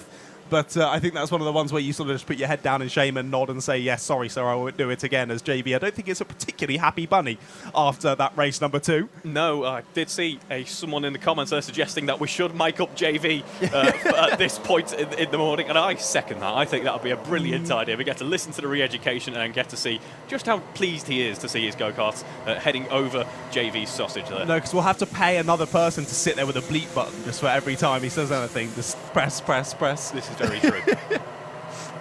Heading back onto that start finish straight then, the leaders still 10th apart, and in fact all this battling at the front end of the field is one of the issues with enjoying a fantastic battle like Oxford Brooks B and Swansea A have been. It's brought Sheffield A back into play here, now very much in the mix for this battle for the lead. Yeah, it's in really fact, close now up, in second position. Yes, and they're looking for the lead as well. Moving to the inside to defend there was Swansea A. Sheffield A looking rather cheeky out there in second place at the moment and continuing to pile the pressure on through Sector 2 now as we head up through the left-hander into the right-hander, and they'll flow into the final corner. A very quick final corner here at Clay Pigeon. It's really a lift, possibly a dab on the brakes depending on the conditions, and then absolutely send it, fly through, and it really, really matters because you've got that long run of the not so straight, as you say, all the way down to the first corner where you can either lose all that momentum or gain it back, as down the inside Oxford Brooks A tried it there into the first corner, and I think they've got it done. Yes, fantastic move from Oxford Brooks A. As you said, a great on the defence, has been able to dispatch of Sheffield there, and in fact all this battling has now brought in Manchester B, who fancies his chances at getting into first position. Just want to correct myself there. It's the Oxford Brooks B kart who's battling at the front, not the A kart. Of course, the B kart started in second, the A kart in fourth. We would have expected the A kart to close up with the B kart, but they're actually down in 12th place. So the B kart outperforming the A kart very nicely at the moment. They're up in second place. I think part of that is just how strong the midfield is. Brunel A is very much on form here. A 41.1 for Brunel A sees them keeping Oxford Brooks A behind for the time being. Sorry, that was where we'd switched microphones and we'd forgotten who was in what, so I muted him and then coughed. My apologies, everyone. Apologies for that one. We are professionals, honest. Professionals, sorry. Honest. Yeah, sorry. My apologies. This lead battle, though, really kicking off, as you say, now becoming a four-way battle. Manchester B, not a team maybe we would expect to be up in the lead battle, but they're very much holding their own at the moment, and the squabbling going on between the top three is just allowing more and more and more to start to get a bit of a whiff of, oh, I could be involved here. The 23 and the 3 are only just behind. That's Southampton A and Manchester A looking to get involved too, as it might be the move for the lead. There is the move for the lead. Oxford Brooks A get them through Billy's blind. Might be followed through for second place as well. They're going to try and go side by side. 16 not getting a great exit though, and that's going to now put them under pressure from Manchester B behind. While all of this is happening, Exeter A on great form at the moment, up into P7. Now had a fantastic battle at the end of the last lap and is probably looking like they could be competing for P5, P6 in just a few laps' time. Good little battle going on behind as well. It was Coventry C I saw go for a move on Surrey A there, putting themselves up into 8th place. Number 15. Good kart control, my man. Just caught that at the very end on the horseshoe. Full opposite lock there. The back end wanted to step out, but is still on the tarmac. As we have number 21 then, apologies, is that number 23 of the Southampton A kart getting ahead of Manchester B through the S's there. Good move. There's a late one down the inside as well. That's Manchester A moving their way through. Not sure if that was past Southampton A. I'll have to double check. It was on the we have a spin at the end of the S's there. Yeah. And they are able to rejoin the track in a safe manner, which is good. I see the tyre wall's gone down as well. I'm not sure if that was in that incident that the marshals I think it was. The making their way over. Running over, yellow flag in that sector. Luckily, there's a big enough gap on track because all of the field is still so close together. That Manchester move that I'd noticed, though, was actually the Manchester A kart getting through on the Manchester B kart, hence why maybe it was a little bit of an easier move than maybe I would have expected. But the A kart moves their way up into 5th place. So having a pretty good race on Manchester A. They started 23rd on the grid for this one, and we're not even 10 minutes in, and they're up there in the top 5. So definitely watch out for Ocean Bates there in the shark-toothed helmet, as he, I think, has just got through on another driver. Is definitely 5th on the road there, so I'll just double-check as they come across the line. But still Oxford Brooks B who lead the race here. Ooh, number 23 running a little bit wide there. Southampton A riding over the curbs there. Not sure if they get a warning for that one. But now side by side heading into Billy's blind there. He's a little bit ahead, but is he going to lose out on the brakes? I think he will. In fact, losing a few positions. This goes to show those long sweepy corners that we have here at Clay Pigeon are very, very important indeed. Yeah, the few corners that we have. The drivers behind just smelling the weak points there and getting in and getting involved. It's Max O'Shaughnessy who's made his way through a few different karts there in the number 2 of Exeter A. He's now right on the back of Ocean Bates. Is he going to try and work together with him now as these two at the front of this little squabbling pack as Surrey A now go down the inside? Then think it's been a not very ideal lap here from Southampton A. We'll see where they are on the timing screen when they break the timing barrier. And there you go, look, down into 8th. So 5 positions lost on that last lap, I think it was there, for Southampton A. Not ideal, but as you were saying earlier, it just shows how close this pack really is. Yes, another example of that. Manchester B dropping down on that lap as well. As we have side-by-side number 30, number 43 of Liverpool A and Cardiff B heading into Billy's blind there. And it will be, at the moment, looking like Cardiff in good position here as Liverpool car gets squeezed on the exit of the S's there. Unlucky, mate. Cardiff beating Liverpool. Who would have guessed that? Ah, I see. Yes, of course. Some inter-commentary rivalry there. We're all friends here. Of course, as we have. Another black flag, this time for Nottingham Trent A. They weren't having a great race as it was, to be honest. I think last time I saw them, they were down in sort of 20th position. But now they'll be dropping right to the back of the order after that black flag. Should mention we have had around the halfway stage, just under the halfway stage in this race. It is Nottingham A, the first kart to actually enter the 42nd region in terms of lap time. Ooh, very interesting. Okay. Clearly still getting faster out there, the circuit. Still a bit overcast, so not particularly warm track temperature, but definitely not wet anymore. Only a few little puddles, but really, really right offline. If you're finding those puddles, something's gone drastically wrong on your lap somehow. But no, basically on dry pace now, aren't they, all of the drivers? And the battling still continues throughout the order. Watching a little pack go down into the first couple of corners there. But our leading battle, I should say, still continuing. The front two breaking away nicely. It looks like there could be a move for third, though. Ocean Bates might lose out here as Brunel A go down the inside at the hairpin. A very textbook move there from Brunel, and they're having a stonking race as well. Yeah, they started in 30th. What a race of Brunel A. 30th to 3rd so far. We've only just gone through halfway. Yes, do not count Brunel A out. Yes, as you say, halfway to go. Oxford Brooks B looking the most confident in the lead, or to be honest, the most substantial lead that we've seen all race. We spent a good few laps of only about 0.6 of a second covering P1 to P2. That gap now looking at 0.8 of a second, so still within 1 second. Still very close indeed, but looking just that little bit better as we have a contact warning coming in for Oxford Brooks D. We have a few more penalties as well, not penalties, but warnings as well. Track limit warning for Birmingham B. It is so tempting at this high speed, high momentum circuit to just run that little bit wide, run over those slight curbs, but they are pretty nasty curbs, very old circuit of course, they are watching them like a hawk. Yes, as they always are at BUKC events. You're not going to get away with anything that could discern a penalty at the BUKC. It's very stringent, heavily managed here, but it's good to see. Of course, quite a few drivers in BUKC can often be their sort of first foray into proper kart racing. So just start them off as they mean to go on by sticking to the rules. And the drivers doing it in this race, learning from race 2, I think. Yes, definitely that re-education working well. Yes. I used to just stay clear of the curbs because of how much it would hurt my back. No, I feel you on that one, mate. There's some circuits, particularly on the calendar, that really do like to chuck you around. And we were saying about old curves. One of those, sadly, we're not at this year, is, of course, Llandau in Wales. That's usually the one that we interchange with. Well, actually, it could be Llandau, it can be here at Clay, or it can be at Wilton for finals. It sort of depends on the year. But this year, at Clay, and I wouldn't change it for the world, it's bringing us some fantastic racing as of yet. As we have a fantastic battle going on between the number 39 and number 16 kart there. Manchester beat Sheffield A. A little bit of loading going on heading into that first corner. Well, you say that, Sheffield A have just got a black flag. Oh, dear. 2 ABC contacts. ABC bump and pass, so that's them coming in the pits as well. So just as I was saying, it's getting a bit better. I think that's 3 black flags in this race so far. So some learning, some not. So should we just leave it at that? Yes, I think that is a good point to make there, as we do have Brunel on fantastic form at the moment. They had a 4-second gap to the lead, make that a 3-second gap to the lead now. 40.8 on that previous lap, fastest lap of the race so far. Over half a second quicker on the fastest lap than your leader, Oxford Brooks B. That is just mental. And it was nearly half a second on that last lap alone that they closed down the gap. So, yeah, with 10 minutes to go, they are involved with this lead battle. It's how quickly they can dispatch Swansea A and get onto the back of Oxford Brooks B.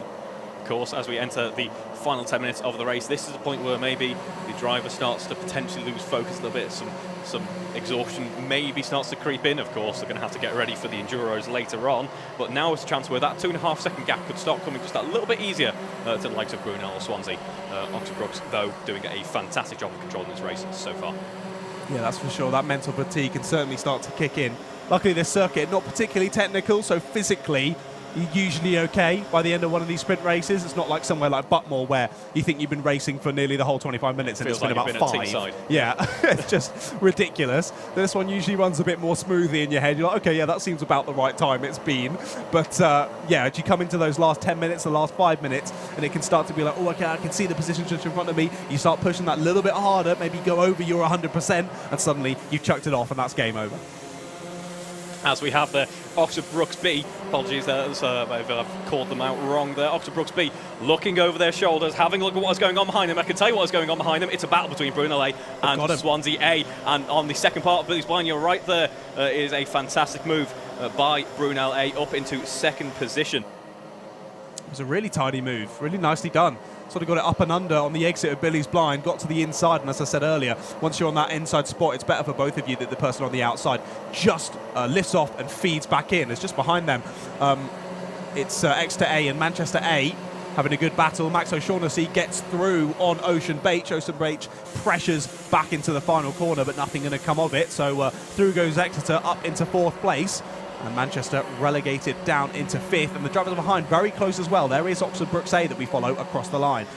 So it is now Brooks A for the lead of this race. We have 8 minutes to go and a 1 second gap between the two. It is going to come down to the wire, ladies and gentlemen, maybe even not the wire. Let's see the pace that Brunel A demonstrates. Of course, it's one thing to catch up, it is another thing to overtake, but the pace Brunel has demonstrated so far, it's looking very strong for them so far. No, you make a very good point. Overtaking is a lot harder than chasing them down, and as we said many a time, if you listen to Karting Commentators, I'm sure you've heard this before, it is much easier to be passing on Swansea. I'm interested to see what they can do here, as that gap now does drop below a second as they cross the line to start a new lap. And if Oxford Brooks A and Brunel begin battling here, possibly can slow themselves down, encourage Swansea A, Exeter A, Manchester A, and even possibly the rest of them to start getting involved with the battle as well. Yes, so obviously we've had plenty so far this morning of karts running their way up through the field and trying to get moves done. It's an interesting circuit here at Clay Pigeon because there aren't many overtaking opportunities, but the ones that we have are very strong indeed. Yeah, it's got to be full commitment when you're going for an overtake at Clay Pigeon. You can't half commit. It's going to be a crash. It can often be quite fast entry points. I mean, by the time you turned in, you're going to make contact, and you go in at such a speed, you're going to end up finding the barrier on the outside. So it's got to be full commitment into the main braking zones, which are of course down into Billy's blind and down at the hairpin. Possibly a little cheeky one at the last corner as well, a little block pass, chuck someone out wide. But yeah, you've really got to have had a good exit through the horseshoe to make that one work. But we've seen some great moves already throughout this race, as the gap to the lead was 0.3 of a second when they crossed the line, and they are now nose to tail as they're going to come across the line to start a new lap. Yes, they have been all lap, just like Exeter A and Manchester A on the exit of the S's. They really close up now side by side as we run into Billy's blind there. Great defence from Brooks so far, but has he compromised his run through the corner? He has. It is Swansea A. Apologies, no, it is Brunel A now in the lead of this race. Great move. Got a good exit out of the last corner. Got alongside, as you say, through the straight that's not a straight, left-hander down into Billy's blind. Was able to go late on the brakes and cut it back, but I don't want to take anything away from the Brunel A driver. Having a fantastic race, really up there on pace, but that car is an absolute rocket ship. It's an absolute rocket ship. How they exited Billy's blind there to get the re-overtake done was mental. So Brunel A driver having a great race, but you've got to put some of that down to the kart, I'm afraid. And now we enter the phase of the race where traffic becomes an issue. We have 5 minutes to go in this race, but we saw the Brooks B kart having to deal with some back markers. That might have compromised them just that little bit as we headed down the pit straight once again. He has caught back up, and now we see that Brunel A has some traffic of his own to be dealing with. And in fact, they are side by side as we head through the horseshoe here. So still, not all is said and done for the lead of this race. No, certainly not. Lots of drivers still closing back down the gaps. And we're still watching lots of battles continuing on throughout the field. Now, I saw someone mention in chat, now I think it is, if I'm right, if I'm not mistaken, the number 40 of Brunel A, I think is Mr. Alistair Irvin. If I'm not mistaken, I think I remember the pink helmet from years ago. Please do tell me in the chat, Daniel White, if I'm assuming the wrong person. But I do think our leader in the Brunel A kart is Alistair Irvin, a legend of BUKC if you've been around for a few years. I remember him being involved during my inaugural year, and he was very, very quick. Now, I don't think, I want to say he drove for Warwick, but it might be in my brain just forgetting everything. So if you can let me know in chat, Daniel, I would be much appreciative. But great to see him back out there on circuit. And I'm pretty sure the one who's leading us in the race at the moment. Yes, that gap between the two front runners now stands at half a second. Interesting to note that while they were enjoying all of their battling, they still were able to maintain a good gap to the karts behind. So it's a 3.1 second gap between Swansea and the lead. And then we have a very close little kind of upper mid-pack battle going on between Exeter A, Manchester A, Oxford Brooks A as well. Making their way through the traffic nicely as well, aren't they? Making sure to get those moves done cleanly and concisely, making sure you lose as little time as possible, as that's something maybe you wouldn't have really noticed at the sprints that's somewhere longer, such as maybe PFI, where it's such a long lap. You're maybe only getting the leaders, or maybe only getting the bottom 5 by the end of a 25-minute sprint. Here at Clay Pigeon, it's such a short lap, only around 40-41 seconds. It means that you're overtaking and lapping a lot of the field here. I think they've done sort of the top 7, top 8 already. We've still got a few minutes to go, so possibly on for taking sort of a quarter to maybe even a half of the field, other leaders, getting them lapped by the end of the race. Of course, that becomes even more when we get into wet conditions. Out here in the dry, all drivers pretty much on pace, all within a couple of seconds of each other, and producing some great battles up and down the order. Less than 3 minutes to go on the clock now as we still look at this battle. Max O'Shaughnessy still following Ocean Bache there in 5th and 4th place respectively, and they've not got much of a gap now forward to Swansea A. There they are on the 36-plated kart. Max and Ocean have worked really nicely together throughout this race, and now looking to both take another position. Yes, the top end of the field has been fantastically consistent throughout this race so far. Everyone posting pretty much identical lap times, to be honest. So it's just a case of track positioning between them, really. And we have had some fantastic battling. We've seen some of it on screen so far between Manchester, Exeter and Swansea as well. And behind this little battle we're looking at, not too far back, only a couple of seconds to Nottingham A and Oxford BUKC. Nottingham just overtook Oxford BUKC for 6th place then. So although it wasn't a great start for Oxford BUKC, from 4th place on the grid, they dropped out to the top 10 over the opening few laps. But they've made their way back up through the order nicely to secure some good points for the team. Currently in P7, that's a decent showing. And with the B team up in P2, good showing from them as well. As just as I say that, BUKC have just lost another place on that last lap, now down into P8. Through have gone Loughborough A, which of course, to remind you, is of course their B team, not their A team. Not confusing at all. Speaking of the A team, that's a B team, they have had a bit of a difficult race. Oh dear. Loughborough B so far, fairly far down the order with a few penalties to boot as well. Someone who hasn't, as we've talked about in plenty so far, Brunel A. Fantastic getaway from Brooks B after getting the overtake. Gunn now stands at 2.5 seconds, the gap between Brunel A and Brooks B. So my only thought is, if I'm, oh dear, Manchester A, penalty, ABC bump and pass. Of course, we saw Manchester and Exeter working together to dispatch Swansea, as they've just done there, as we head down through Billy's blind once again. Something's clearly gone awry there. I'm not sure if it was while Ocean made the overtake on Swansea themselves, or possibly a back marker that was getting involved with it. Missed it on the cameras. But, yeah, an interesting one there. But sadly, Manchester A are going to be losing a few positions because of that one. This bodes very well for Exeter A, of course, who have benefited from working with Manchester and are now going to gain another position as well. And this ties back to something that we were talking about at GYG, the previous rounds, where what we've seen has been kind of a trait so far of this season is teams perhaps not able to string. Oh, we have a spin at the Horseshoe. Can't quite catch which car that is. They are able to carry on without any major ill effects. I don't think we will have a brief yellow, but able to continue on. But yes, what we've seen so far this season is no teams have really stood out in being able to string together a perfect race weekend as such. And that seems to continue on. Exeter A obviously not having a great race in race 2, but now looking brilliant here in race 3. Yeah, looking really good, aren't they? I was just going to mention, yes, thought so. So I think I am right in saying that it is Alistair Irvine in the Brunel kart. However, he is ineligible for this, as he's already won the race. Yes. We've missed him coming across the line. He has already won the race. My apologies, but Brunel A do take the win. But as I was just saying, they are ineligible for this race, as Alistair Irvine definitely is not at university. So he will take the win on the road, but it will be, depending on penalties, of course. Remember, there were quite a few penalties in this one, so the results may change. But it was Oxford Brooks B who come across the line in 2nd place, who take the win after penalties in that one. Manchester A rounded out the top 3. Then it was Exeter A and Nottingham A, then Swansea A and Loughborough A, then Oxford Brooks A, Surrey A and Brighton A, who rounded out the top 10. Behind them was Southampton A, Manchester B, UEA A, then Coventry C, Warwick A, Birmingham A, Coventry B, Oxford A, Birmingham A, and UCLA rounded out the top 20. Then it was Liverpool A, Loughborough D, Leicester A, Oxford Brooks C, Bath B, Derby A, Cardiff B, Loughborough C, De Montfort A, and Loughborough B there, finishing in 30th. Then it was Oxford Brooks D, Sheffield A, and Lancaster A after a couple of black flags in 33rd, and Nottingham A not making it to the checkered flag, I don't believe, there in 34th. But of course, to remind you, for the full confirmed results after penalties, head over to results.alphatiming.co.uk/BUKC.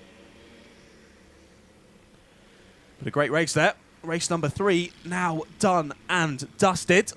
Drivers making their way back to sort of dummy grid area. The grid's on the start-finish straight as they're going to jump out, get all their weight off, and the karts are going to get a little bit more fuel.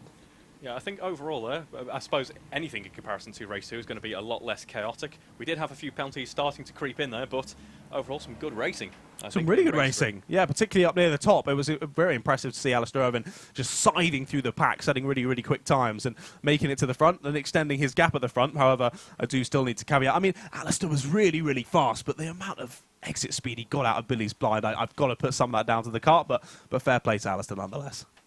Yes, we saw drivers using Billy's blind to its full extent, really. Often the move wasn't completed until you headed through the S's, really. Yes. Yeah, you've got to get that up and under on the exit and then really, as they say in circuit racing, show a bit of wing there on the outside, really squeeze them, force them off to the edge and say, nope, this S's is my corner to take and I am taking the line through here. I'm not giving you any room. And we saw a lot of that, but drivers being robust and forceful, but fair nonetheless, I think.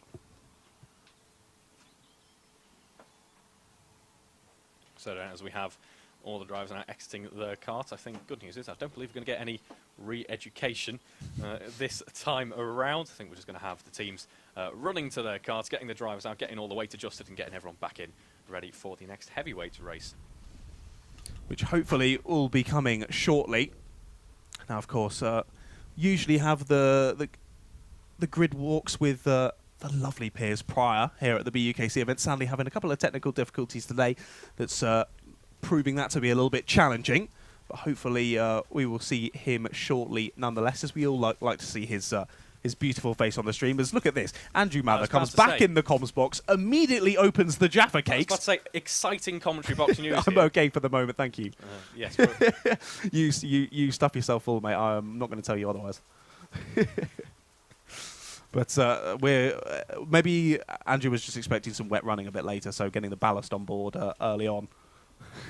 We've been passed a packet of Jaffa cakes over to the left-hand side of the... I was about to say we've been passed, but I just realised Andrew's going to sit here where I'm currently sat in just a moment's time. Are we going to try and throw them at the cameramen? We could. We've got the vantage point here. But can we remember who gave us the Jaffa cakes? Was it Edinburgh? Thank you, Edinburgh, for the Jaffa cakes. They might get used as... I think I remember you saying them after race 2 that they did work. They did work, so that just shows the commentary box curse, which we have absolutely no control over, is halted by you giving us, us sweets and cakes. So continue to do that, please. Keep getting us fat in the commentary box. That's definitely what we need as we head into the summer months. So I don't think we're going to be having our tops off anytime soon, but that's probably for the best for everyone, to be honest. It's not boding well for my 24-hour race. Well, I won't need any ballast. No, exactly. That's perfect. It just means less of a difficulty when you're getting out after an hour and a half stint of trying to fumble for the weights as your fingers no longer work. Oh, I gave that job to someone else in the last 24 hours, but no, I'm not doing any of this. I'm getting out and going to have a sleep. Although I do remember in one of Liverpool's prior 24-hour races, we had Rona, if you're watching, hi. We had Rona in the car, and she's very light, and we were very fearful that we were going to get hit by a massive penalty for being underweight. So I think we chucked about 20 kilos of every bit of lead we could scavenge into the car in some manner or whatever, and we ended up being a good considerable number of kilos overweight in the end. So weight are not my strong suit when it comes to 24 running. No, it's never nice to have the weight on. Luckily, I was always a larger chap at university, let's say, so I never had that issue, which was always good for me. And I was often racing down the Inters as well, where you didn't have any heavyweights or lightweights. It was all just one set weight. That's down at the Inters. Now, to mention the Inters, of course, they are coming up tomorrow. It's their final round of the season here at Clay Pigeon as well.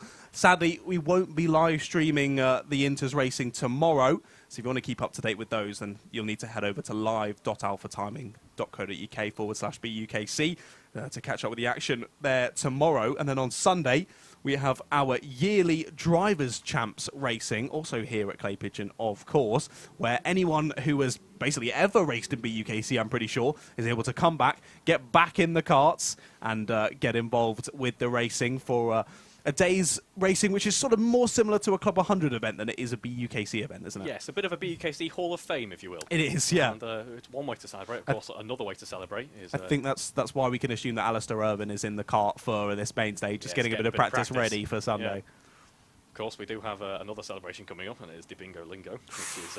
I'm so gutted I'm missing that. I know, I am. Well, I am in a way, and then for my own health and sanity, I'm kind of glad that I'm not there. Yeah, no, fair enough. I would have been a little bit more worried if I was able to come and do the whole weekend if we were commentating tomorrow to go to the Bingo Lingo, then I might have been a bit, oh, good morning, guys, on the stream. I've got Barry White in the commentary box. My tones are not that dulcet, sadly. But we are under a little bit of stoppage here after race number 3. Are we getting re-education? I don't think so. I think all was relatively okay after that last one. The drivers just jumping in their karts, all about getting sat down now. I think it was some fuel being added to all of the karts. Just having the once over, you could hear a kart, I think, just went past the camera point there, just scything round. That, of course, being one of our fantastic kart testers here, just making sure that all the karts are up to standard and all as similar as possible. As I said there, I might have thought from my side that the Brunel A kart had a little bit more waft in it than some other ones, but I'm sure that if that is a concern for the Club 100 guys, then they'll bring that in and get that sorted. But I think we're about ready to get underway for the grids for race number 4. And I'm going to say goodbye. Say goodbye to you. To Andrew. Bye.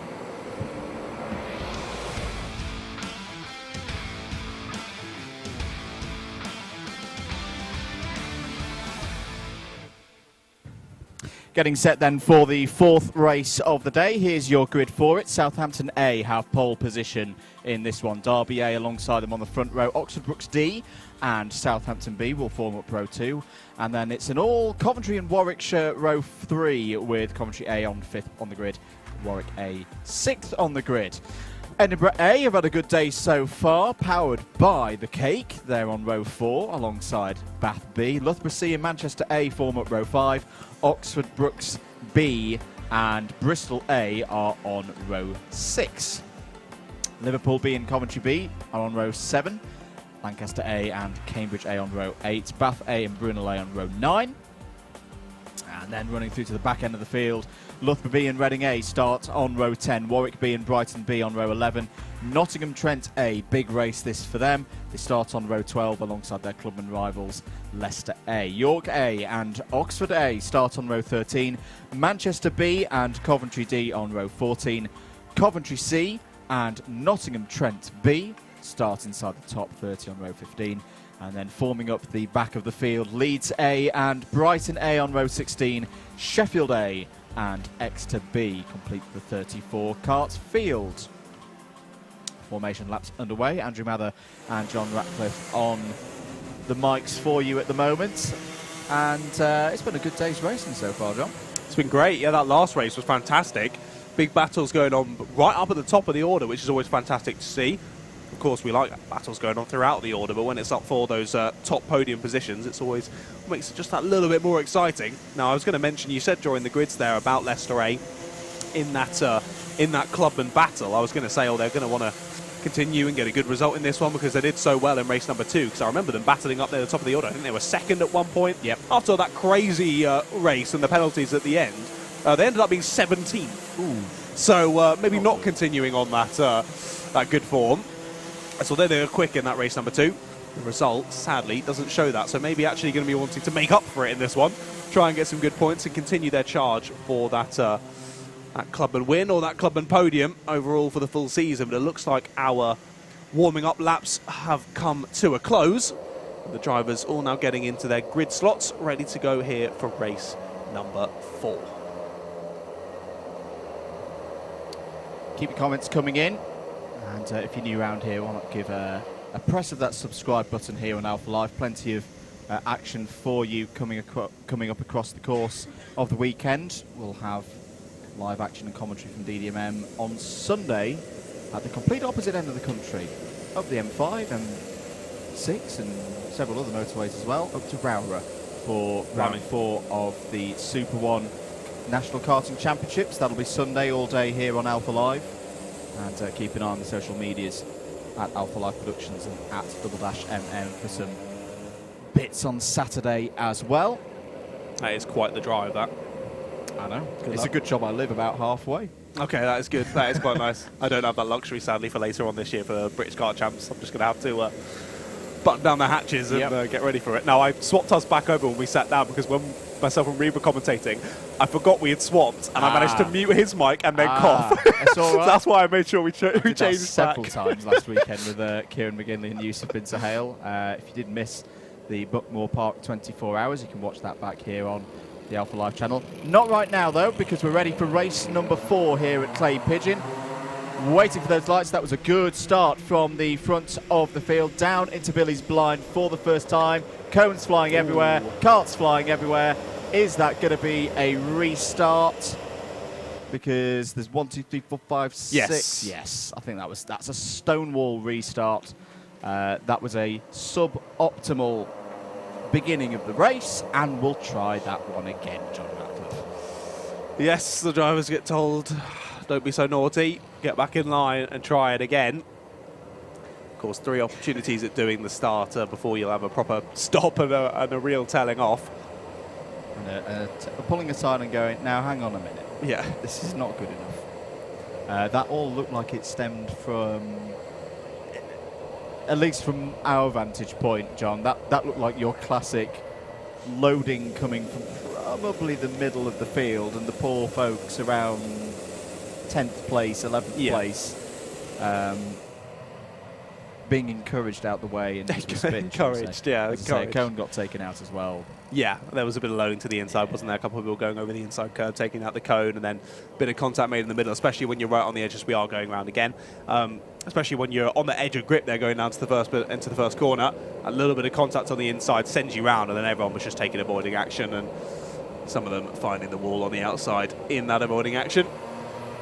We're all making it back to the train, and we're going to get this restarted. Scores coming in on the DDMM data centre, by the way. Do keep an eye on that if you're particularly nerdy for your BUKC scores on the doors. I will just put a public service caveat in there. We do know there's quite a few mysterious ineligibles floating around, so these scores are not official. I've got the ineligible list for you, by the way. Ah, thank you very much. So I will send that to you now. As were we going around again? No, we're not. Looks like we're about ready to get this one started then. Southampton lead us to the start, but getting a very good start there, as it's going to be a bit more relaxed, I hope, as we head down into the first corner. Bit of contact, but all keeping it facing the right way, so that's positive at least, isn't it, Andrew? Yeah, there was a lot of drivers down the inside and trying to go side by side through the S's. That sort of works, maybe, yes. There was at least one cone being knocked over, but I'll be giving credit to the observer if they could work out who took it out, because 20 carts were all down the inside line there. There's a lot of chaos at the back. 3-4 wide as they go through the horseshoe. One spinner towards the rear. It's Cambridge A, the 1-2-0. End of lap number 1 though. Over start finish. It is Southampton A leading. It's a Southampton 1-2 at the moment. A from B team. Well, this is their home circuit, the South Coast University, and Southampton A were a little bit wide there. Now, surely in this position, and we've seen that on a good day, Southampton are right up there. They could have had a championship challenge, I think, this year if they'd had a bit more consistency. You've got your A and your B teams up at the front of the field, John. You've got to work together at this stage of the race around this circuit. Yeah, it's the perfect place to be, isn't it? 1-2 right at the front of the field. In the 23 pointed forward, and does so again as they come down the front straight. Noticing, I think probably noticing it's their teammate, just to say let's work together and push on forward here. But I believe it's Mr. Taplin, isn't it, in the B cars? We've got a yellow flag, so someone. Oh, it's one of the Nottingham Trent drivers. Is it Sam Pooley who's come to a halt? Yep. It is indeed out of the S's. So Sam Pooley getting pushed back to the pits by our pusher cart. So something going wrong with this Club 100 cart here in race number 4. But yeah, Taplin, I think it is in the Southampton B cart, just continuing to follow nicely. I want to say... Sorry, it's Michael Preston. It's Michael Preston. My apologies. I want to say that Pooley was wide, forced out wide and onto JB Sausage on the first lap.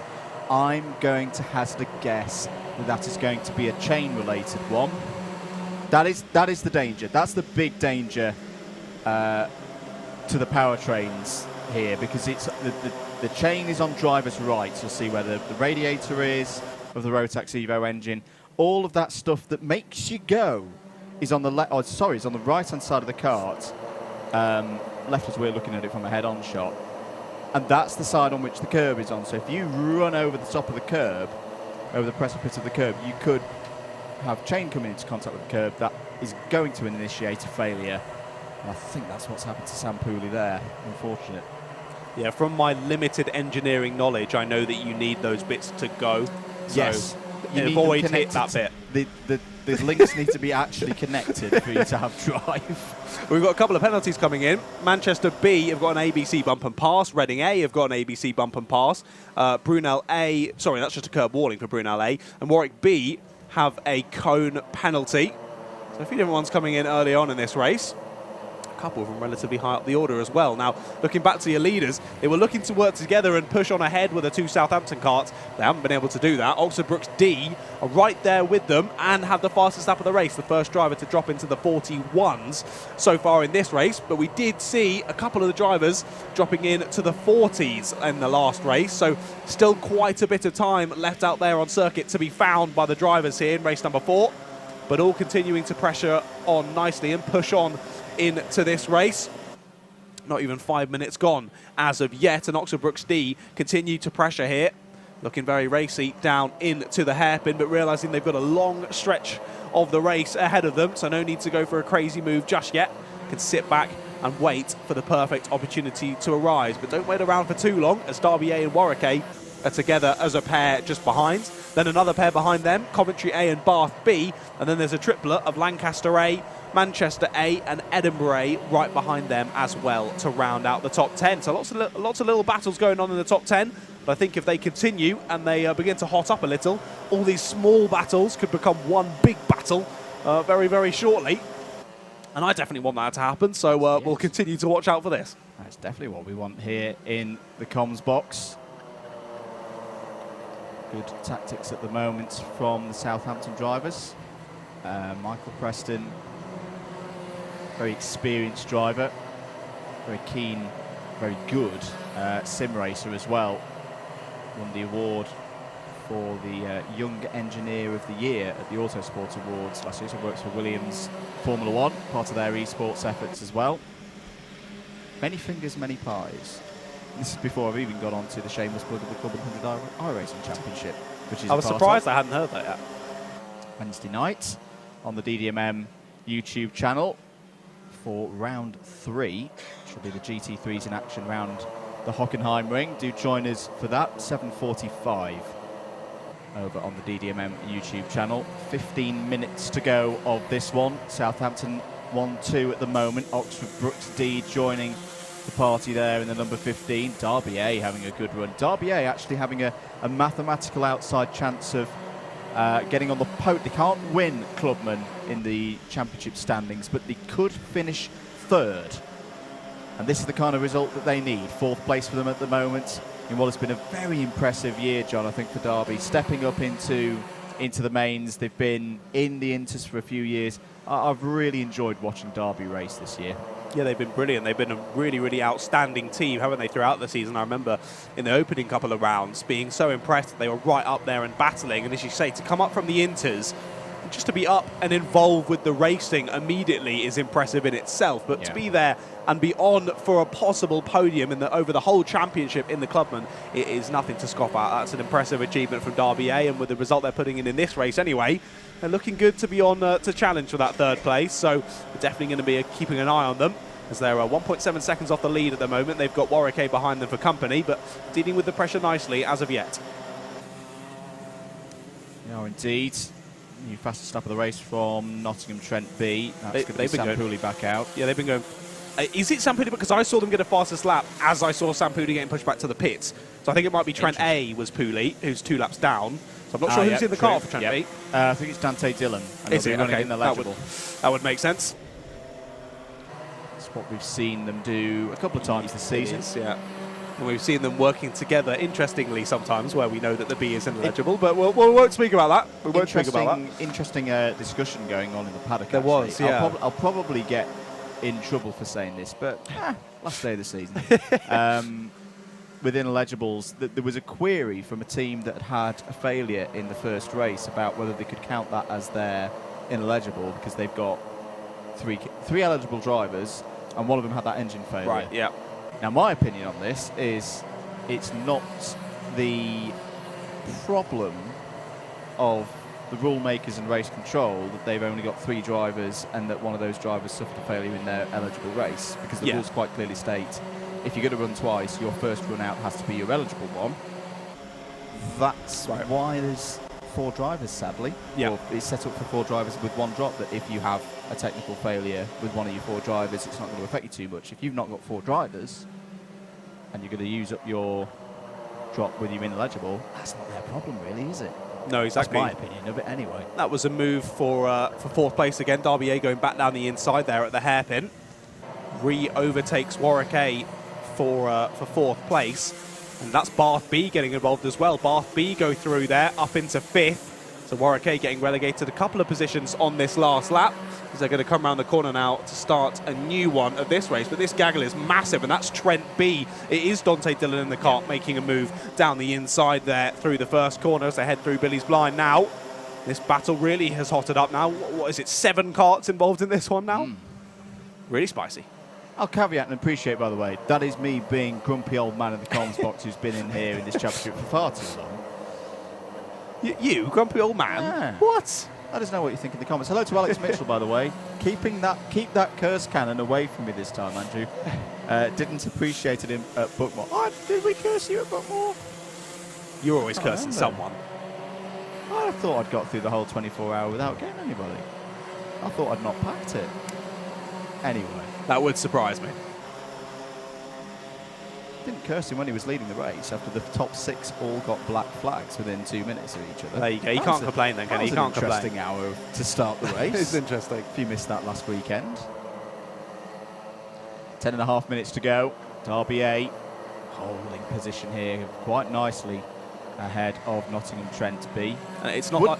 Sorry, I was just going to say, it's not like they're just sat there backing out the rest of the pack. They then had to fight to get back to the front of this train. It wouldn't necessarily be a bad thing if Dante came through and then you almost have a little bit of a marker ahead of you.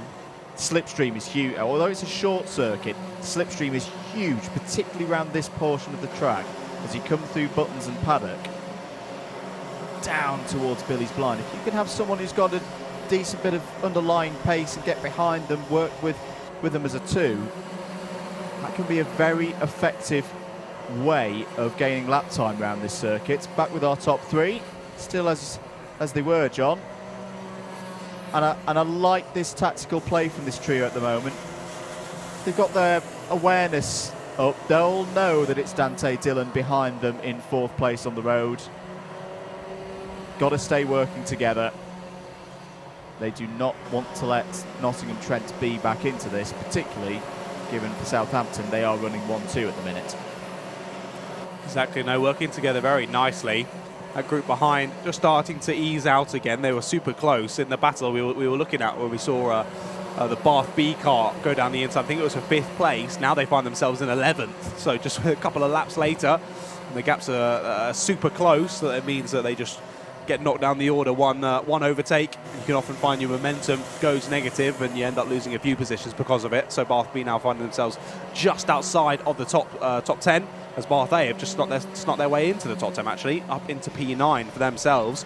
But this top 3 battle, as you say, still continuing. Not really a battle at this stage, working together very nicely, but the B kart, the Southampton B kart, certainly not being dropped by the A kart at all, pushing forward and working together nicely. I think you can understand if they'll sort of just stay as it was, stay as it is. They want the A kart to get the most amount of points. Yeah. B kart can get the second most amount of points possible. However, their difficulty is keeping the Oxford Brookes D kart behind both of them. As I say, Southampton are one of the teams that mathematically could finish second today. They're a little bit further down the table because they've had round wins, got the points on the board, but they've also had some utterly disastrous rounds. I remember one at Bookmore Park and PFI. It didn't go particularly well for them. Now, they could end up as dropped scores if Southampton can show this kind of performance across the rest of the day. How do you think, as a team, that plays on the mind, the mental side of the game here, John? Is that almost a bit freeing because it's completely... It's a win or lose situation. You're either going to do it or you're not.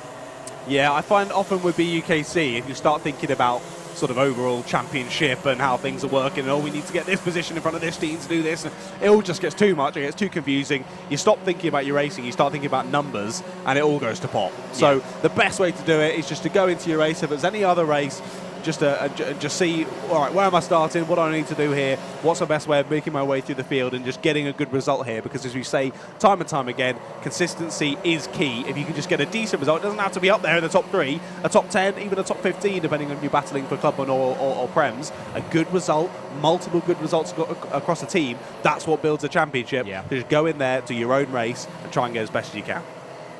There's Archie Hobson for Warwick in the middle there. 6th place for them at the moment, trying to... In fact, no, they've dropped, haven't they? That's Edinburgh A, who've got by Bath A. I think that's Axel Slijepcevic in the kart for them at the moment.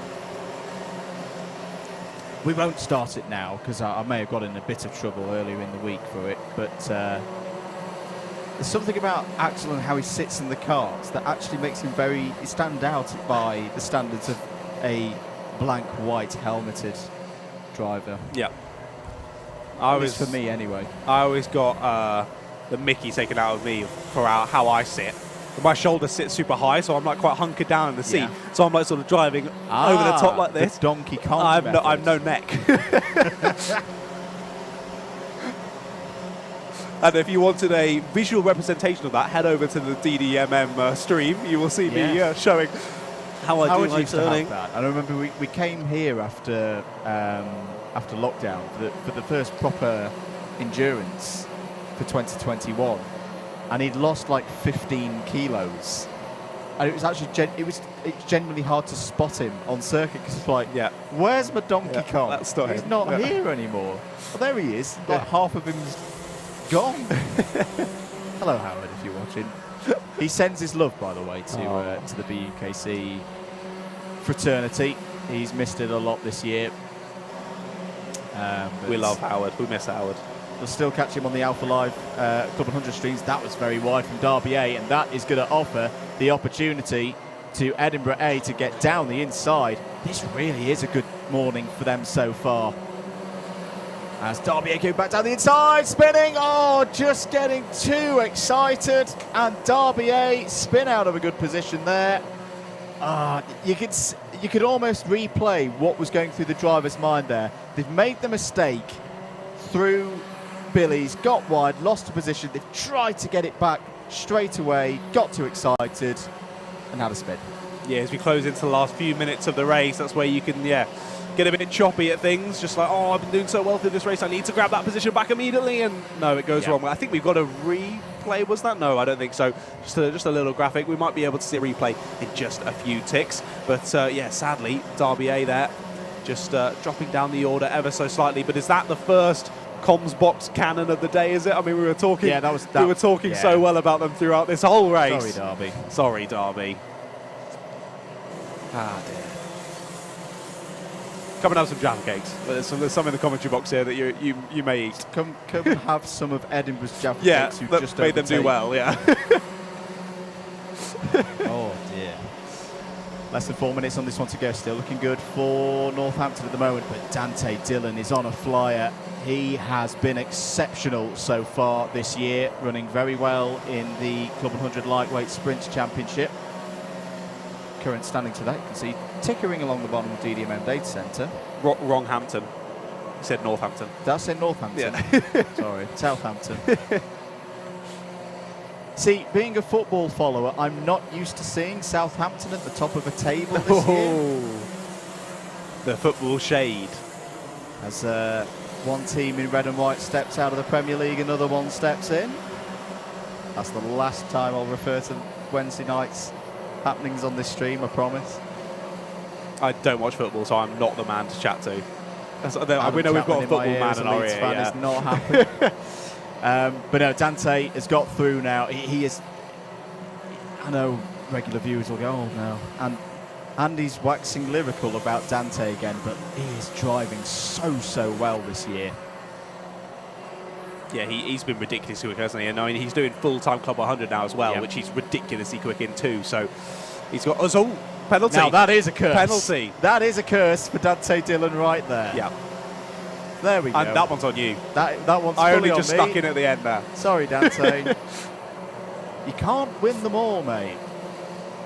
Well, that does change things in this race now, because even if the number 32 was to get ahead of Southampton A, as Dante's trying to do, round the outside, through the corner, going to be 3 wide off of Horseshoe, brilliantly placed by Michael Preston.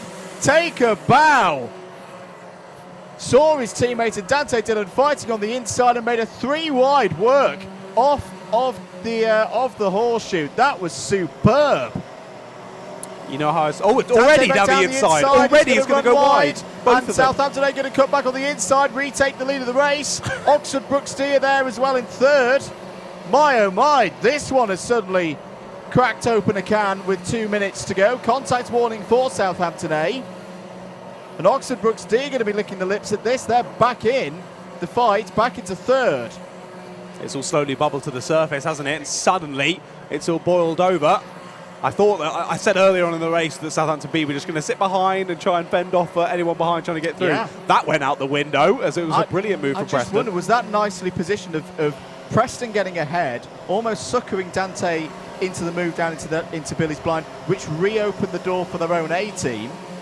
It's gone back to exactly how it was a few laps ago, but after that craziness over a lap or so. And I did double-check the inner legibles, and I'm pretty sure that Dante Dillon is legible for this race, so that penalty does matter for his own result as well. Brooks D covering on the inside against Nottingham Trent B. Drivers are going to see the last lap board this time around. Southampton are currently sitting on a 1-2. They got another one. Oh, somebody is off there. Another penalty for Trent B. Nottingham Trent B are definitely out of this, and they've got a gap. They've just got to run this home now, the two Southampton boys, and it's going to be a great victory. There's been quite a few highs in this season for them. There have also been a few lows, but this is going to be them back on form. They have tactically played this very, very well. You may even have a little bit of a scrap for it right at the end, but surely with a championship situation, this time Michael Preston has just got to see this one. He's played the Felipe Massa role very nicely, and this is going to be a 1-2 for Southampton University Motorsport. You can see both of them celebrating. Southampton A win race 4, Southampton B finish P2. Superb work. Oxford Brooks D finishing third. Nottingham Trent B fourth but have penalties. Manchester B in fifth. Another good score for Bath A. They're quietly getting on with things here today. Good work from them. Edinburgh A in seventh. Eighth for Coventry A. They win out the A46 battle, shall we say, with Warwick A by less than 0.2 of a second. Exeter B in 10th. Liverpool B 11th. Manchester A 12th, Bath B 13th, Brooks B 14th. Not a great result for Brooks B. That they needed a bit more points, I think. They're one of the fighters for second place. Derby A 15th.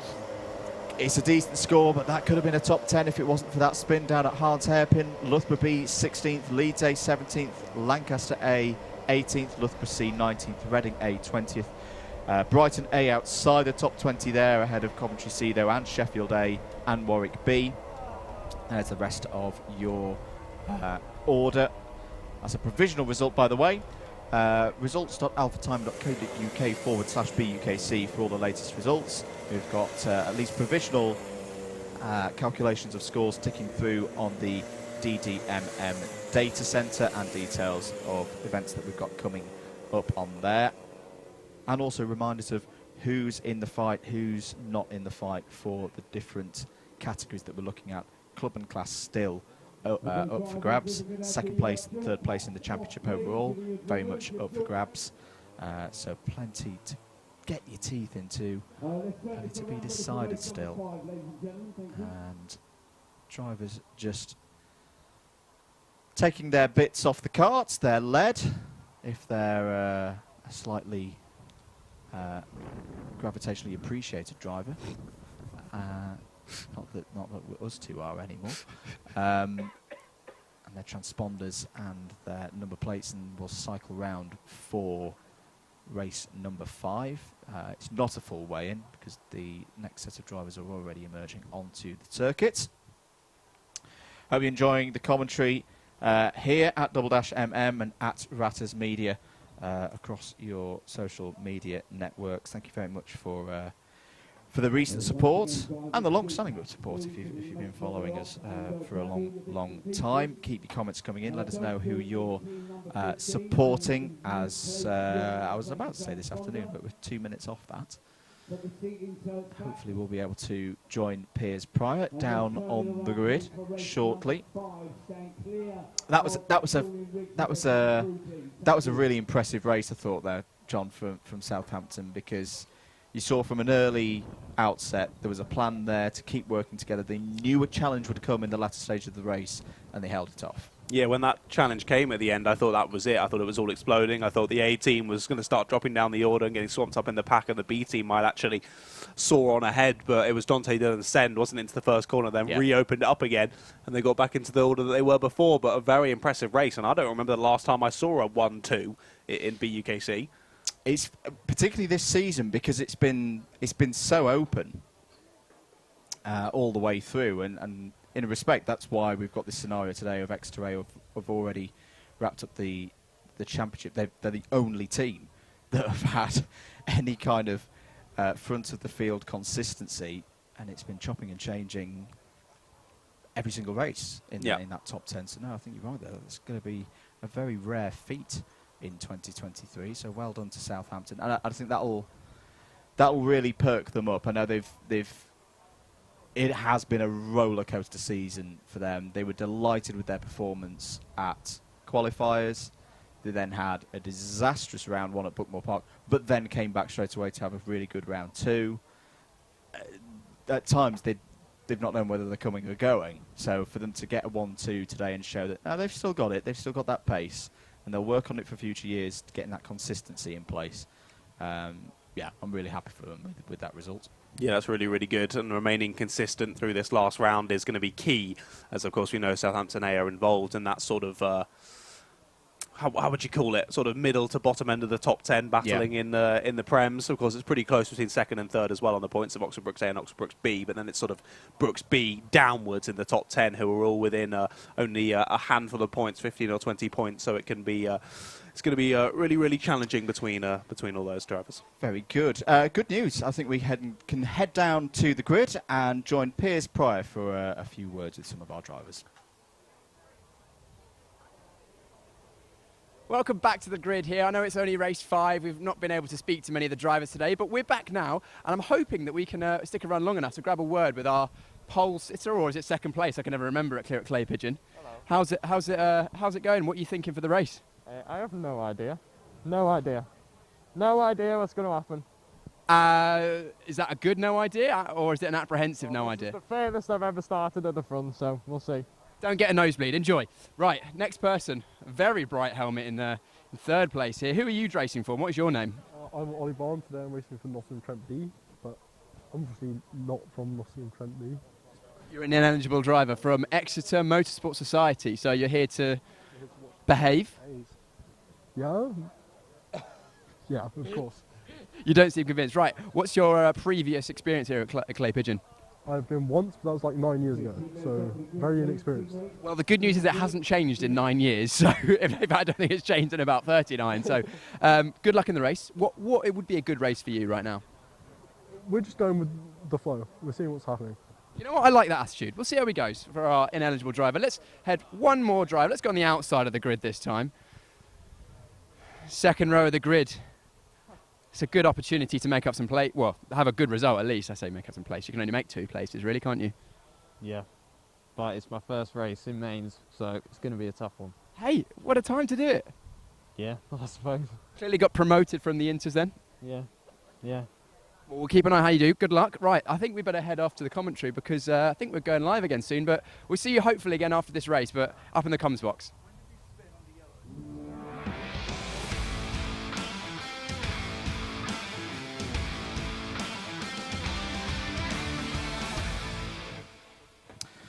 All right, getting on to race number 5 then, last lightweights only race. And Brighton A and Liverpool A are on the front row of the grid, Loughborough D and Nottingham Trent B on row 2, Warwick B and Surrey A on row 3, Loughborough A and Brunel A on row 4, Bath A and Exeter B on row 5, York A and Brooks C on row number 6, Leeds A and Brighton B form at row 7, UCL A and Southampton B from row 8, Coventry B and UCLan A on row 9. And then we find Sheffield A and Birmingham A on row 10. A lovely row 10. Swansea A and Cardiff B on row 11. Oxford A and Manchester B on row 12. Edinburgh A and Bristol A on row 13. Birmingham B and Liverpool B on row 14. Warwick A and Oxford Brooks B on row 15. And then Cardiff A, Bath B and Derby A completing the 33 kart field. John. Bye. See you later. Here we go then. No, what actually happened there Oh, is that was my Andrew Mather impression. Hello, 3 back on the mic. That was amazing. How do we I even know, tell? wasn't it? Yeah. There we see the number 43 of Liverpool there, leading the pack currently on the warm-ups. Indeed, taking us through it in this opening warm-up little session. Of course, to remind you, 5 minutes approximately of warm-up the drivers will get before the first opening morning sprints. And for the Enduros this afternoon, which are a little bit longer in length, an hour long the Enduros this afternoon. They won't get any warm-up before that, as all the drivers will have done some sort of racing action on track today, so no need for a warm-up once again. Just get back out there, get back up to speed as quickly as possible, and over an Enduro, doesn't matter so much, does it, getting up to pace as quickly? No, you're thinking a lot more throughout the entire race distance about the temperature of your cars, how you're settling into your rhythm, settling into your groove, so that is much more in the forefront of your mind than in comparison to like the sprint races here, so we don't quite need that opportunity. Now, I have noticed that the sad team after the last race is, oh dear, the 17 is off. That's Sheffield, I want to say, the 17. No, that's the 16, sorry, is Sheffield. So who is that in the 17? That's Brighton B, who have had a little bit of a spin there. I think, was that down at the hairpin, I wanted to say? No, it's not, so I don't know where it is, actually, on the circuit. It's an interesting one out of the horseshoe. Yes, it's an odd place to have a spin there for the 17, but has managed to do it. I was just going to quickly mention that after the last race, our first commentator's curse of the day on Derby A, they're back in the racing, so no time to rest and cry over the last result. They're back out immediately, and they're starting from dead last. So just to hopefully we can't commentators curse them any more than where they're already starting in this race. But I don't put it past us. I think we could. Yeah, let's give it a go. No, so apologies. I don't want to influence the result too much. There's no bias here, apart from Edinburgh A, who've given us lots and lots of lovely treats. So yeah, they're guaranteed to do well now. Yeah, guaranteed, because we can actually have an influence over this completely. Entirely. Yes. Now, I'm not sure if we're going to have the go-ahead straight away because we have quite a few carts out of position here. We've still got a few waiting to catch up to the rest of the pack. Yeah, all just starting to try and get it back in the order. There's a few different teams in the Prem Battle and the Clubman Battle involved in this one. So interested to see how this one goes. One of those being Cardiff A right near the back for this one. So definitely going to be keeping an eye on them after 2 good performances to start off the day, as we are indeed going round again. That was a great call from you. Just catching a couple of the cars on the transponders there. Although interestingly, currently there is a cart, according to the transponder, heading around the hairpin, which I can say categorically there is not. Unless it's a ghost carter. The ghost of BUKC past has come to get us here at finals of 2023. Yeah, no, that is definitely incorrect there. I think it thinks it might be Brighton B after that spin, I think, because then they haven't gone over the line again. It's just like, where have they gone? Yeah. But I think, I mean, yeah, the pace car telling everyone to slow down, so I think we could be good here for a start. We've got Oxford A on the 62, Brighton A on the 42. As I don't know why Oxford A are first on my timing, because they were definitely on row 2 for the start. Liverpool A versus Brighton, and it's Liverpool who leads through that first corner, and in fact has made a decent. Oh, a lot of contact in the mid-pack, a lot of contact. We've got 2 carts round and a cone getting sent to a different postcode there on the exit. All managing to make it through okay, but there were a couple of drivers turned round. It was the 14 and the 62 it was. We've got more people going off. I can hear people screaming in my ears. But nope, all keeping it in a straight line through hairpin 1.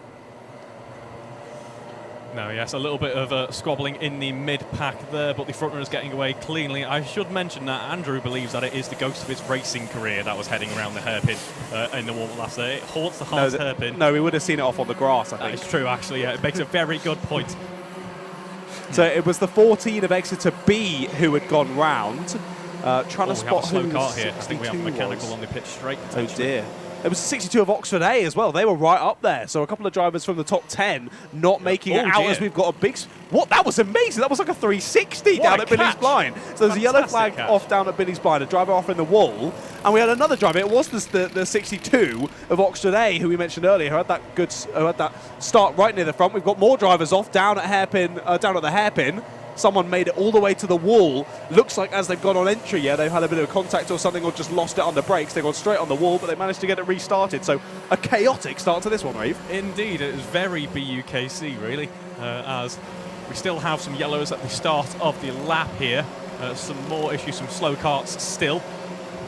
Yeah, trying to feed back in as the main pack comes through is never an easy one, but the 66 and of there's a battle for UCLA the lead at this through. point in time, although there's a yellow flag through that sector, so no overtakes will be made. But that is the Brighton A cars right on the rear axle of that Liverpool A car, heading through the horseshoe. Now all of this battling and all these kind of slowdowns with the yellow flags are keeping this pack nice and tight as we head onto another lap. Yeah, it's all super close. Battling going on behind as well. Warwick B trying to force their way through on Loughborough D. We saw them entering that corner. They're still going to be side by side as they get to the exit. But look at that.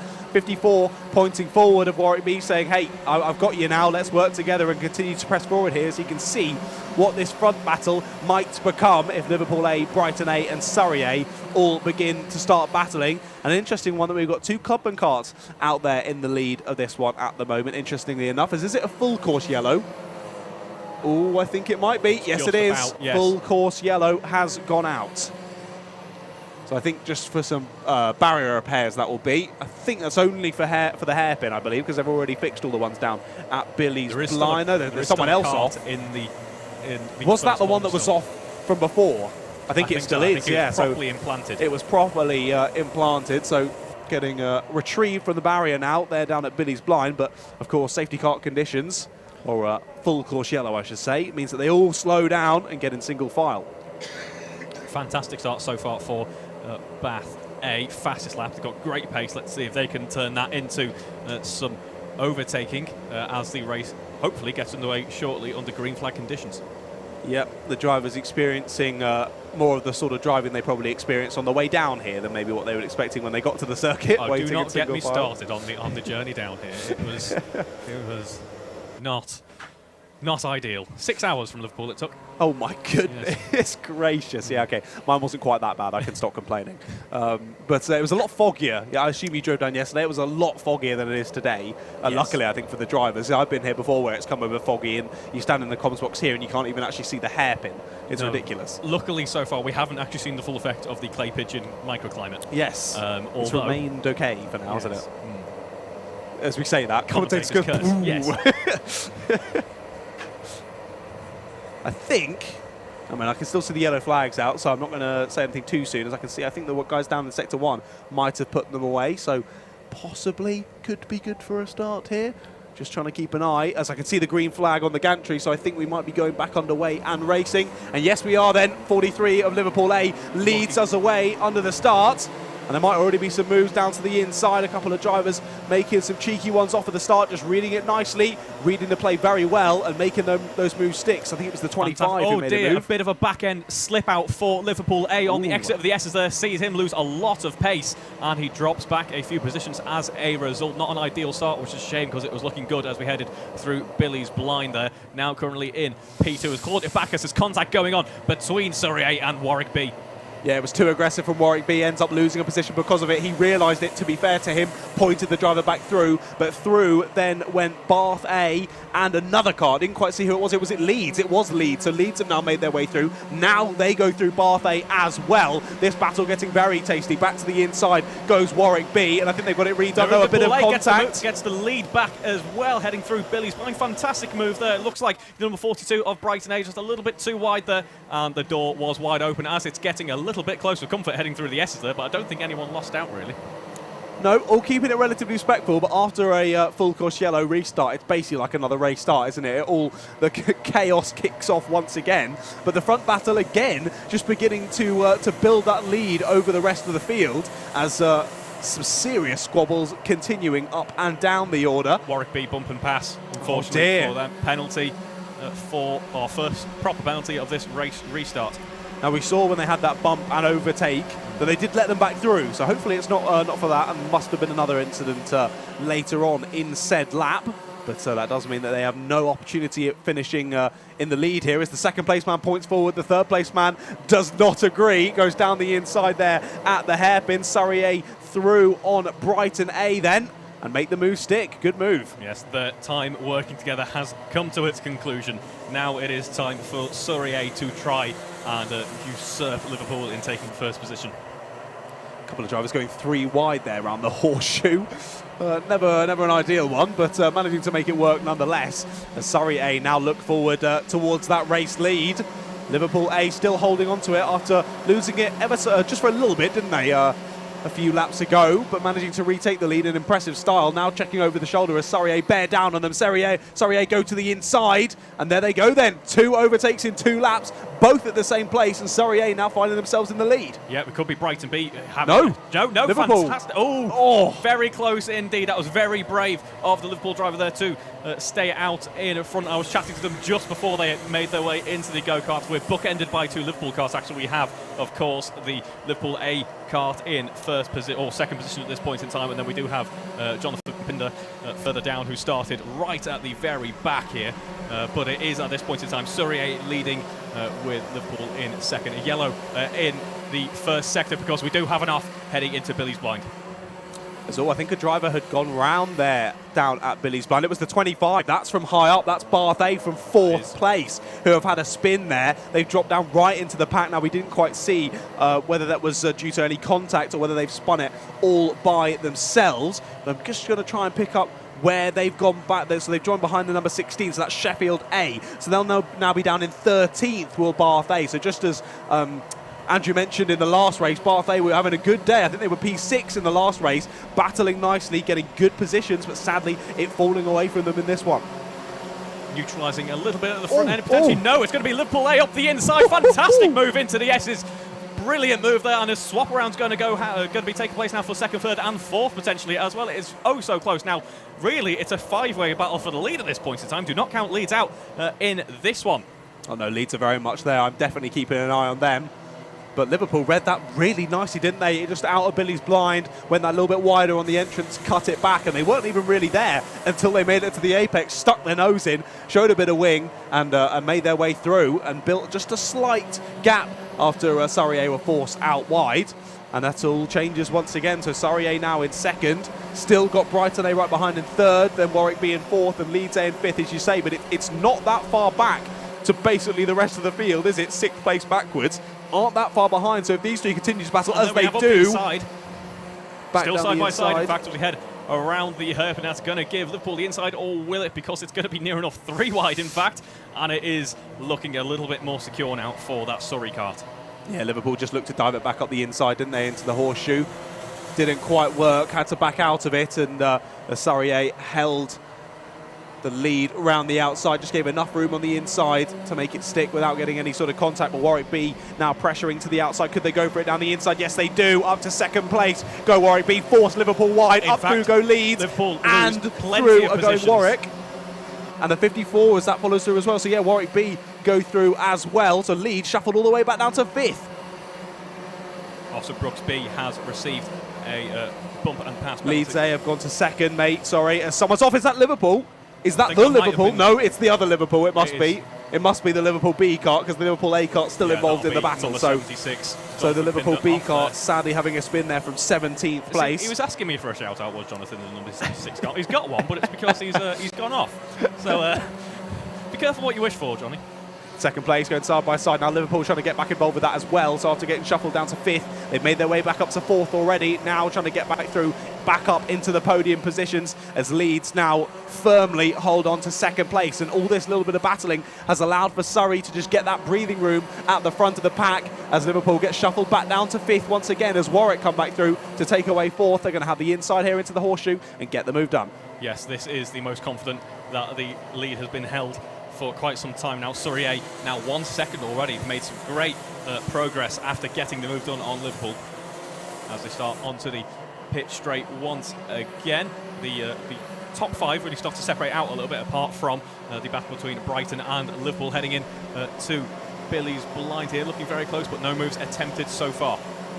I've just noticed Oxford Brooks B's race has gone from bad to worse. black flag for 2 ABC bump and passes, I think that is, and an unsafe release. That isn't going to be a light black flag, I don't think. Yeah, it just flashed through again, so haven't come in for it just yet. They were already down in 30th, I think, so race going from bad to worse. And also, just to clarify, Leeds A are in 2nd place, but have got an ABC bump and pass penalty.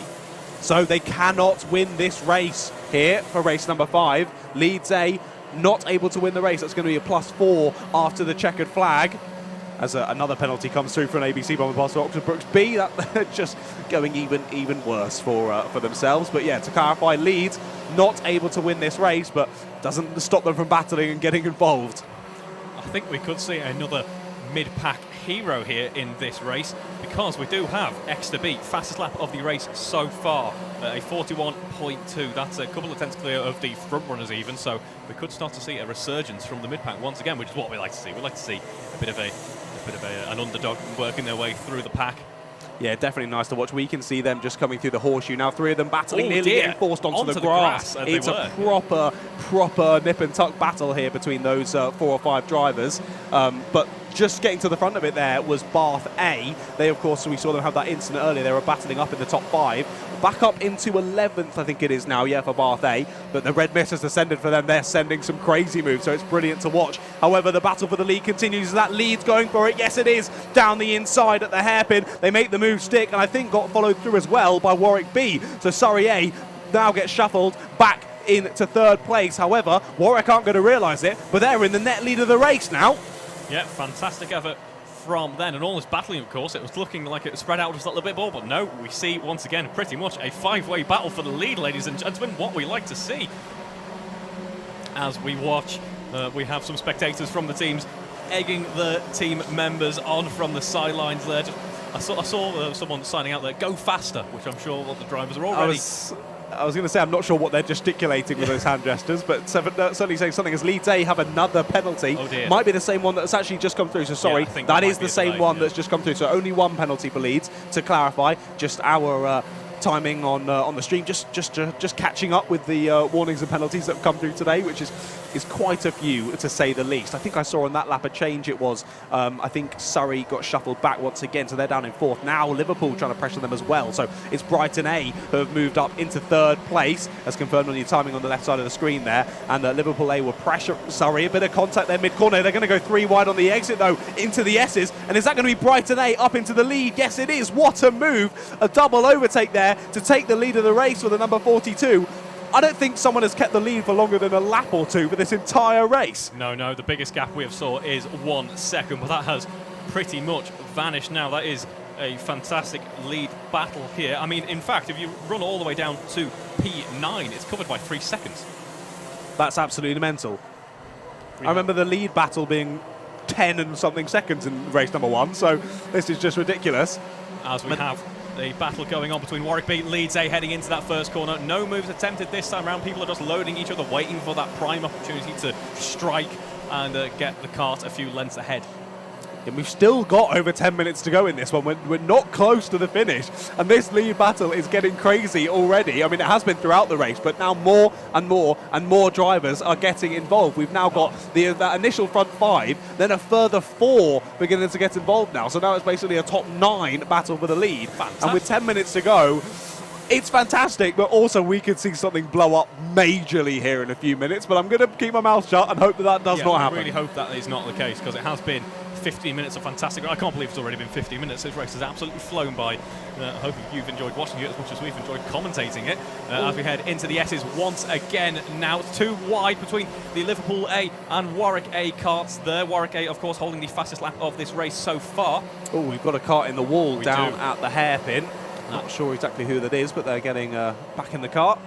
I think it might be a Swansea overall. Double check that when they come through. Might be a Leeds as well. They've got very similar colours. Swansea have just received a contact warning. So okay, might be. Just double check as they come through. Yeah, it is the 36. Yeah. That is Swansea A, who have gone off down at the hairpin. So now yellow flag out in that section of the circuit just as they rebuild the barriers. There's a move that was on Liverpool A, wasn't it, through the first couple of corners? So that's for P2 then. Through goes Warwick B. Meanwhile, Brighton A holding the lead. Still not comfortably just yet. Still by about half a second at this point in time as we head into the hairpin once again. Yellow flag conditions, of course, so no overtaking permitted for that sector. So interestingly, Warwick A got a really good exit out of the first sector. They are behind the Warwick B cart, so looked to go for the overtake and then realised that there was a yellow flag and had to sit back. Oh, I panicked there. Penalty for Liverpool B. Just the B team. Yes. Just the B team. Just You're that good. Rubbish B team. Not the one battling up in the top flight, I mean. But, oh, move for the lead. To the inside goes Leeds. They're pressuring. They're going to be on the outside, though, for the first corner. It's going to have to be a big move to get that one sticking. No, they're going to go wide. They might end up losing a position, maybe even two from this. The Warwick carts go through, and they do go through. Up into second and third, respectively. So an initial move for the lead from Leeds sees them falling down into fourth. And, of course, that's fourth on the road. That doesn't account for the no, penalties of course. That will be a bit of a disaster for them in terms of this race. They got quite lucky, though, there, to be fair, because, of course, once you get overtaken in karting, you can often find the momentum goes the other way and you lose a load of positions. But actually, they then came into yellow flag zone that meant the drivers behind, although they were looking to make the overtake stick, couldn't make it work. Oh dear, we have racing under yellows for Exeter B and Bath A. Not ideal. That is certainly not ideal. Yeah, Bath A, of course, trying to come back through after that earlier incident. Exeter B, you mentioned earlier, having a great race through the field with some really quick laps. So I think both those drivers just getting a bit overzealous with the battling there and not fully yielding to the yellow flags that were out down at the hairpin as there's more moves. As we say, that a second one for Exeter B as well. I imagine the officials might be having a little chat with them if it continues in that way. This battle for the lead is not holding up anytime soon. Could this be the Warwick A car? Look for it on Warwick B. Warwick B now looking for it for the lead, but no, Brighton A are able to hold on to it for now, but this is some serious pressure on the shoulders of Brighton A now. Let's look at this, Warwick A trying to go through on Warwick B, and they do get it done. And they go for the lead, do they? Down at the first corner, they do go for the lead to the inside. And it looks to be just about secure, and in fact, that is the Brighton A cart losing 2 positions through the S's as a result.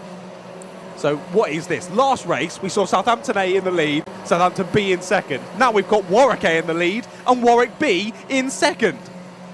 Just as I said at the end of the last one, I don't remember the last time I've seen a 1-2 in the BUKC, and we've got 2 races in a row with it. It's really weird you say that. I was thinking, commentators curse now. We're saying we've not seen one. We're going to have nothing but 1-2s now for the rest of the day. And so far, that is holding true. Well, you're just hoping one's Liverpool, and I'm hoping one's Cardiff. I am doing my best to subdue my slight Liverpool bias.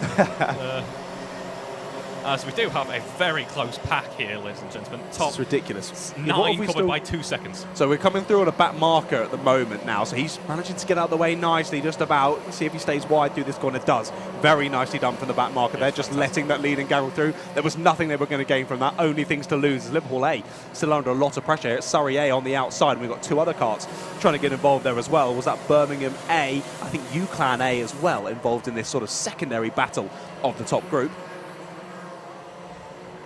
As we head on to the start-finish straight once again now. Okay, 16 is Ami Jurga. I was wondering, who is that? It's her new-ish Mercedes, which she's going to go up and under there. What a move. Side by side as she goes into the S's, gets it done. Nice and aggressive there in the mid-corner just to say, yep, this is mine, and takes her way up into 3rd place, does Ami Jurga. Really, really nice move there in, as I was saying, her new-ish Mercedes AMG F1 race suit. She's definitely given her a few tenths, I would say. Easily, yeah. Ground effect. Working well on that go. Clearly, we must give her Venturi tunnels underneath the I think so, yeah. As I said to Andrew in the last bit, with my limited engineering knowledge, I know you need that thing for car work. Car to work, cargo broom. Well, you don't need Venturi tunnels for cars to work. No, true. I'm sure some of the teams would rather than not have it, given how difficult last year was in particular. But I'd like to see a ground effect go-kart. That'd be fun. Yeah, I know cargo broom, and that's about it, so... Well, currently I've had to borrow a car for this week. Oh dear, we have an it was a bit of a snap. No, I just saw that. It was a bit of an oversteer snap. Just caught it, got on the grass and rejoined. That was impressive kart control from that driver. I'll just try and pick out who that was. Oh, we have the Pool B advantage by contact, bump and pass. Oh, was it Surrey? Sorry. It was Surrey in the 33. So they were in 8th. They were up in this lead battle for ages. Had that little half spin there, managing to rejoin, but they're going to be a few positions down the order than they were last time. And they've got a penalty to serve as well. It's gone from bad to worse for Surrey, hasn't it, in this one? They were up in the lead, I think, at one point, weren't they? Really battling up there, so they're going to come across the line, hopefully in a second. And yep, a code penalty for number 76 as well. Oh, dear. I think Liverpool B might be getting a black flag. soon enough. Well, I remember I've raced in a race with number 76, Mr. Jonathan Pinder, before, and the man has a way of collecting penalties like they're trophies. He's a very, very fast driver.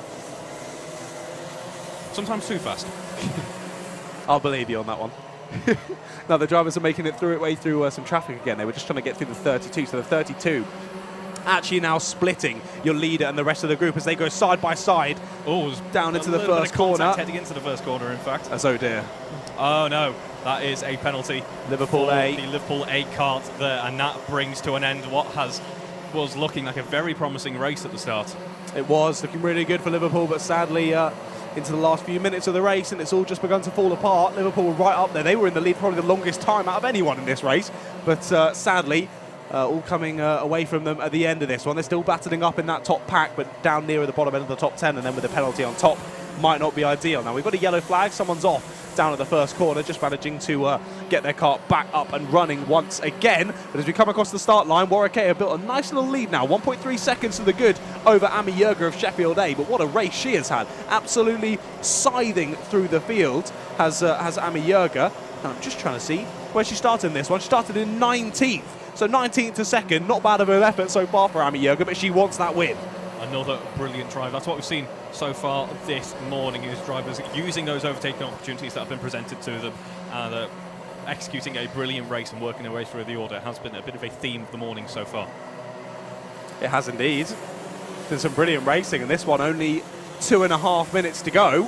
UClan A in P7 get a bump and pass penalty dear. that drops them further back. I think that's this battle we're now seeing on the screen. Basically exactly the same as our leading battle, just no holds bars. Everyone's going for it in these final couple of minutes. That is number Someone's 76, off. Liverpool, Jonathan Pinder Oh off. dear.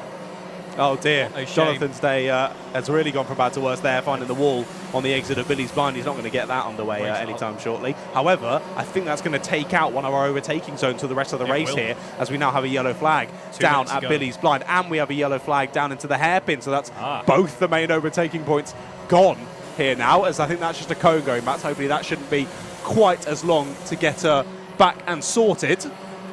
Why is it whenever we're in the commentary box together, John, that we seem to just allow the penalties to start streaming in? Fine with me.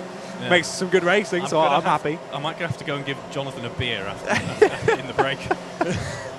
He's going to need to lie down in a dark room, I think, after that one. But it's still Warwick A who are leading us through this one. They're just coming out of hairpin 1 as we were chatting there. This is the sort of secondary battle in the pack here. I'm trying to see where that one starts. It's UClan A who are in 6th, as you say, just got the penalty, leading the secondary battle. Behind them, Birmingham A, Coventry B, Bath A, Loughborough A, and also Exeter B and Liverpool A. Quite a big gaggle of karts there. A few of those with penalties though, so just got to keep an eye on them. And of course, to remind you, head over to results.alphatiming.co.uk/BUKC to see those confirmed race results post penalties. But we're heading into the final minute now. Warwick A still holding a nice over a second gap now. I think it's looking relatively chilled, but hey, the commentator's curse could come out in the final 40 seconds, and I don't want to do that to them, so I'm going to stop speaking. And the stream of penalties as well. You never know, we could have missed something. That's a very good point. That's a very good point. Commentary box caterers, Edinburgh A, another advantage by contact penalty to them. No, you can't. No, that can't have happened. Didn't happen. No, that can't have happened because they're giving us cake, so they can't get penalties. Yeah, I'm pretty sure. You're misreading that. Yeah. Ignore. That never happened. Now just 10 seconds go now for the checkered flag wave. So yeah, Warwick A they're on the last lap, aren't they? So yeah, they're down at the hairpin now, I believe. Amy Yerger still there in second, but hasn't quite been able to close the gap to the leader. Of course, we saw Warwick A and Warwick B up at the front of the field for a little bit of this. They had a great little team effort throughout this race, pushing on ahead. I mean, the leading gaggle was ridiculous. The battle was crazy throughout this race. But Warwick B managed to get to the front of it, and they are going to be the ones who take us to the checkered flag here for race number 5. As is it? Yes, it is indeed. I was correct. That is the checkered flag. Warwick A taking, we think, maximum points on that one. As you say, there are quite a few penalties, so we're not going to call these as definite results just yet. A brilliant run through the field for Amy Yerger, sees Sheffield A finish in second place, and it was Brighton A rounding out the top 3 after a battle throughout that one. Fantastic. Then Warwick B, were in 4th. Leeds A rounded out the top 5, then it was UCLan A and Birmingham A, Coventry B, Bath A and Loughborough A finishing the top 10. Then Liverpool A, they're in 11th after a great battle throughout the race there, just outside of the top 10. I think a decent few points there for Liverpool A. They were followed by Exeter B, Surrey A, Derby A, Loughborough D, Oxford Brook C, then Cardiff A in 17th, Birmingham B, Cardiff B in 19th, and then Brunel A in 20th. Then it was Southampton B, Manchester B, York A, Edinburgh A, Bath A, Nottingham Trent B, then Brighton B, UCL A, Swansea A, Bristol A, Oxford Brooks B, Oxford A, and Liverpool B, who finished our 33 runners. Sadly, those last few, quite a number of laps down. I remember Oxford Brooks B getting a black flag, Oxford A had their issues, and of course Liverpool B, don't even get a start on Liverpool B. I've just had a quick glance over to Liverpool's BUKC captain, and moods are not high in that team after that race. It all looked so good at one point, but sadly, yeah, even though we say 25-minute sprint races, they're not the shortest sprint races ever, but yeah, lots of time for everything to fall apart, as we saw there for a few teams, sadly. But I do believe I've just got a text from Andrew just to say a whole field weigh-in is imminent. Interesting. So just double checking that none of the drivers. Are we suspecting some foul play? Some foul, but maybe, you never know.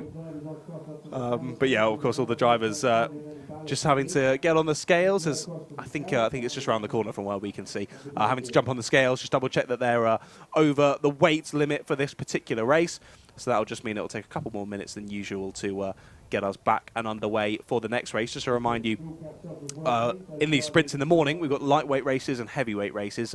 Race number 1, 3 and 5 being the lightweights, and race number 2, 4 and 6 being the heavyweights are lightweight races. So this one that's being weighed, the drivers will need to all be over 75 kilograms. That's the minimum driver weight for our lightweight races. And then in race 2, 4 and 6, the heavyweights, they've all got to be a minimum of 82 kilos. So of course, if you're under that weight limit, for this one being 75, you need to then make sure you've put lead on your cart. Otherwise, if you're underweight when you get on those scales, that's it, you're disqualified for the race and you get absolutely 0 points.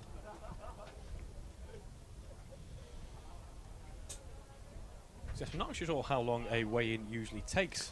It's 5 minutes, maybe a few minutes. Everyone's just got to get on. I mean, it also depends on how many people have been naughty and underweight, because that takes them more time to obviously report it and get that to race control. But hopefully, everyone's been a good boy or girl and has looked to the scales correctly this morning.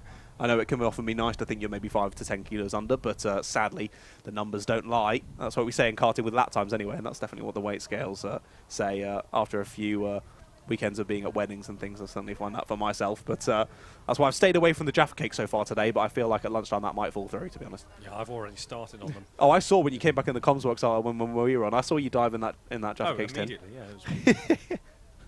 I should just mention that Andrew has just re-entered the commentary box, has immediately gone for the spreadsheet of doom. He starts to calculate points for the rounds, and I still can't wrap my head around it, but he promises me it all makes sense. It makes sense. Well, works most. It's too many numbers for me.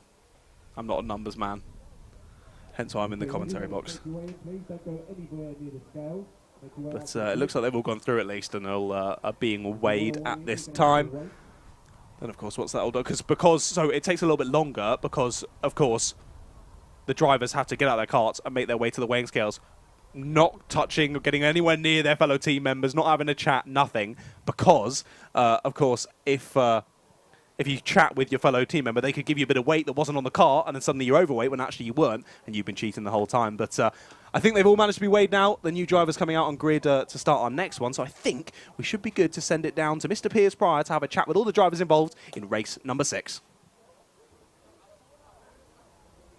Back down on the grid now ahead of, I believe, the final race of the morning, I think. We're going to have grab a word with some of the heavyweight drivers. Of course, this afternoon we have some endurance races. This is the last of the sprints, and let's have a quick word with our pole sitter from Exeter. Hello. Exeter B, I assume? Yes, I am. What is your name? Owen Tolley. And your plan for the race, I assume, from the front row. Are you inside or outside? I'm outside, yes. Oh, sorry, hang on, say that again. Starting second. Second, which is on the left-hand side. It is, yeah. You reckon you can get a cheeky little lead into turn 1? Hopefully. It's really difficult here, though, to get yourself on the inside, full turn 1, so fingers crossed, but it could be messy, hopefully not. Hopefully not, and also you don't want to be on the outside going around turn 1 or turn 2 and 3, do you really? I mean, yeah, I'm happy I'm starting on the front row. Let's hopefully convert into a win. Let's hopefully convert into a win. And Exeter have had a good year, even the B team as well. So let's have another word with who are you and who are you starting for and where you started and how's the race going to go? And I was in the last race. You were in the last race? Yeah, Exeter B's. Started 10th. First corner, someone got in my back wheel, spun me round. Second last, pulled it back to 9th. So. And you're sharing lead? Yeah, yeah. Very kind of you. Definitely underweight. You were underweight? Oh, no, as in I need the lead. Gotta. Yeah, exactly. Need the ballast, of course. I've got the heavyweight race coming up now, so well done in that one. Let's have a word with our pole sitter. Hello. Mr. Oliver. Yes, so hopefully, try and keep it clean and still be here at the end of the race. Yes, it would be good to have a good race. You've seen that the racing has been somewhat frenetic today. Yeah. Do you think you're going to be a big target going into turn 1, going on pole? I think so, but it's, it doesn't matter where you start really. I mean, you can always get hit off turn 1. So yeah, just try and get that first lap done and stay in the lead as long as we can. How are you going to stay in the lead? What's your plan for the first lap? Be quick. Be quick. You know what? That's a great plan. Let's have a go. See how you get on with that. Good luck. Let's have a wander a bit further down the grid. We haven't had a chance to wander down the grid at all today. Fortunately, we've not had the chance to be on the grid as much as we would like, but hopefully this afternoon we'll be bringing many more grid walks. Let's have a word with Loughborough. Which Loughborough team are you? Loughborough B. Loughborough B, which is Loughborough 1? Kind of. Not today, though. Not today. A are going for the clubmen, so. Right, okay. Anyway, starting what must be about 10th? 11th, I think, yeah. 11th. I can never remember which side is pole here. Plan for the race? Send it down the inside, probably. Try not to get a penalty. I love the way you said send it down the inside and try not to get the same penalty. Try not to get a penalty in the same sentence. Yeah, pretty much. And remind us who you are racing for, and what your name is. Lewis Carrad, Loughborough B. Yeah, I knew that, but I just want to make sure that everyone at home knows who you are so they can see you sending it down the inside and not getting a penalty. Ami Jurga. Hello. Second place on the road, but race win, I believe, wasn't that? Yeah, I think it is after penalties as well, so yeah. I'm also liking the flashy suit. What's going on here?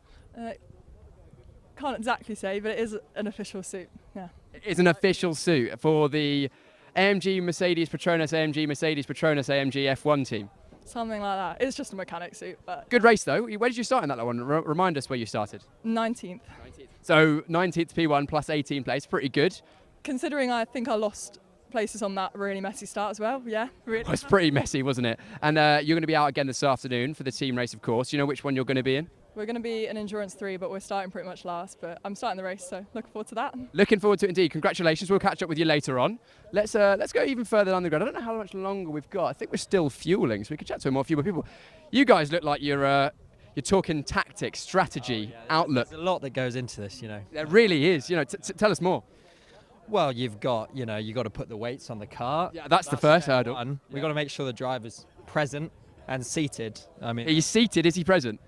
I don't know mentally, but physically he's there. I can see he is. Mentally, we'll find out on the first lap. Also, I noticed that you put the ballast on the back pin rather than the front post. That's also important, It's all about weighting and stuff like that, yeah. Oh, yeah.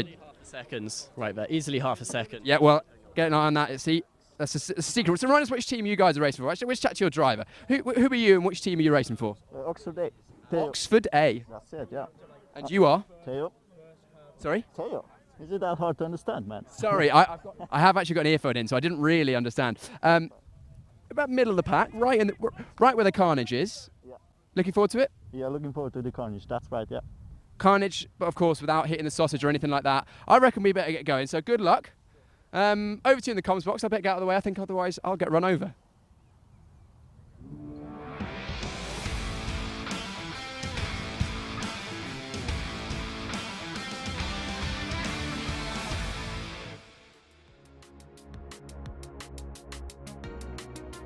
Race of the morning and early afternoon round. UCLA have pole position for race 6, Exeter B alongside them on the front row.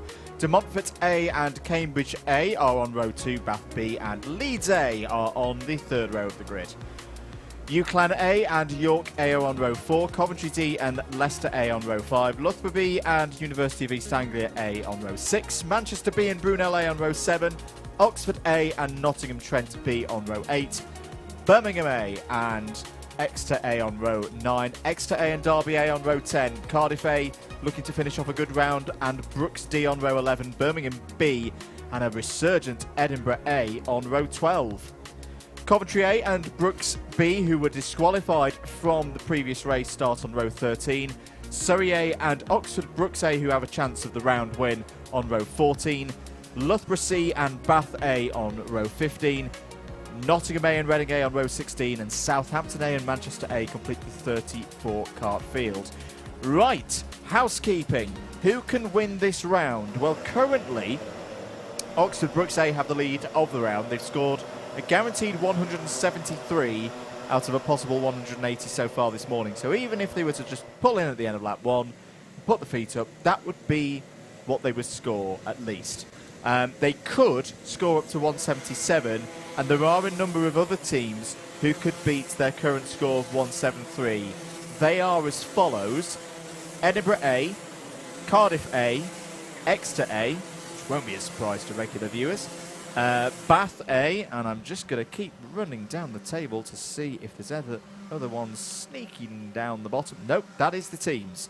So you're looking at Edinburgh A starting 24th, Cardiff A starting 21st, Exeter A starting 18th, and Bath A starting 30th.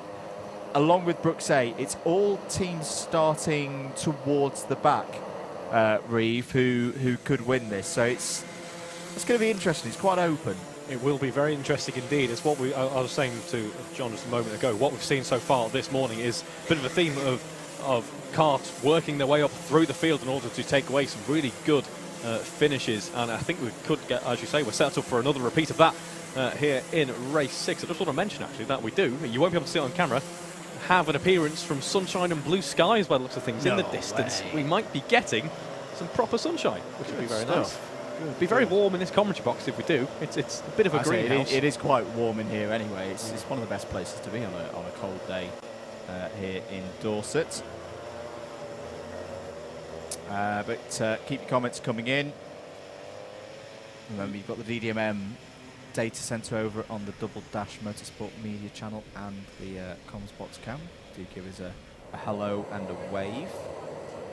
Looks to be that we've had a relatively clean pair of warm-up laps so far, so we should be set up to have a nice, simple race start. Not that that is the most common thing in the BUKC, but we should be all ready to go.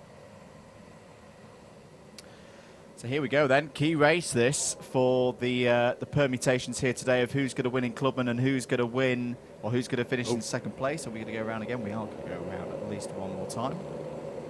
Race control not satisfied that everything was ready to go on that one.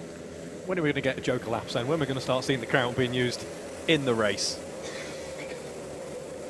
Sunday, I imagine, during Drivers' Championship. Drivers just doing whatever they want. No, I'm joking, of course.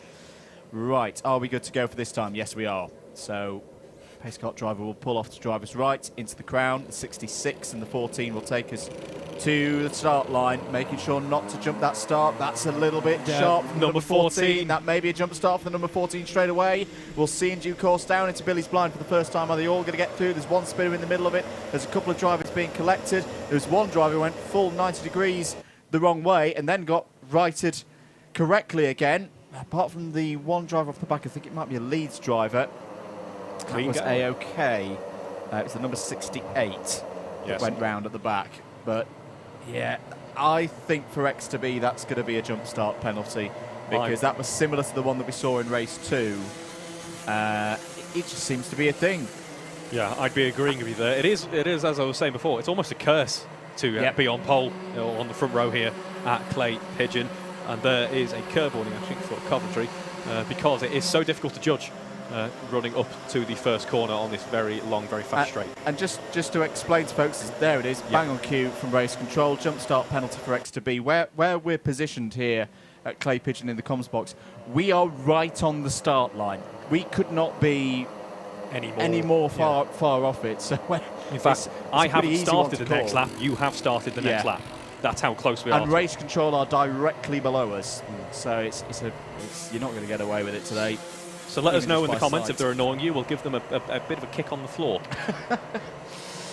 But yes, so that's straight away X2B out of the reckoning for winning this race. UCLA second. Kieran Harrison nicely positioned in third place. Can he take another victory in the BUKCs? Down the inside of UCLA. Takes second place on the road. Have a penalty.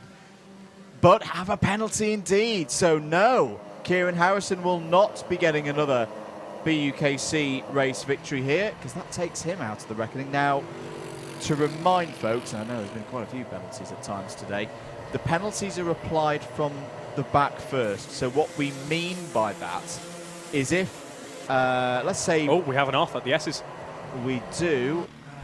Trying to work out who that might be. We'll come back to it in a moment. Let's say first, second, third all have penalties, and driver in fourth place does not have penalties. It's the number 27 that's gone off. It's one of the clubman carts. It's Nottingham A. So that's an ineligible. I thought that was a Leeds suit. Anyway, Leeds have flown off the circuit. Leeds have bottled it again, but at least not for their own university. we've just had Adam, our stream manager, kick off at us for he's not happy. for having a chat about Leeds. Let's get back to the point. First, second, third, let's say they've all got penalties. If you're in fourth place, as you will view it, the driver who is in third place will have their penalty applied first. That'll hot you up another spot. Then the driver in second will have theirs applied. Will hot you up another spot. Then the driver in first will have their penalty applied.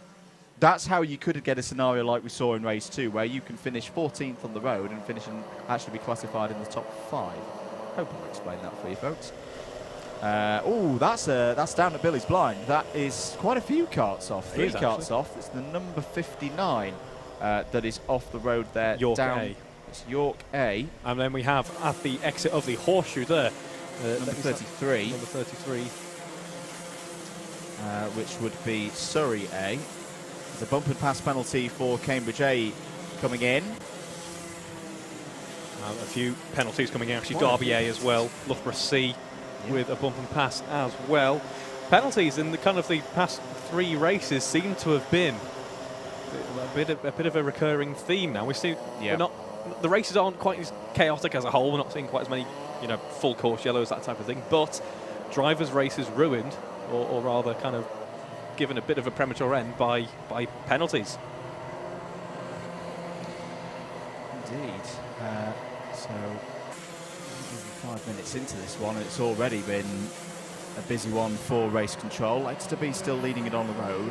Leeds A in second. There's Matthew Taylor waving through for Oxford Brookes A, going up to 9th place and past the University of East Anglia, team based in Norwich, and that was a push from behind. I think that was all initiated by Manchester A, the number 3. ABC bump and pass penalty for Loughborough C. You can tell, Reeve, that this is the last race of a round, because it's coming to the boil again, isn't it? Yes, it's elbows are getting just that little bit further out now. That track in the driver's eyes is looking just that little bit wider, and the braking zone is just that little bit shorter. Although, unfortunately, not the case in the real world. This is last race of the round, the last sprint race of the day, of course, before the drivers are really going to have to book their ideas up, change their tactic entirely, because they're going to have to think more about the long game for the endurance races coming up in the afternoon. So, as it stands, Oxford Brookes A, remember, leading the round, having had a very good time at Glanigors. And there they are, the number 1 plate. They've already lost the number 1 plate for next year, of course. Exeter A will have possession of it.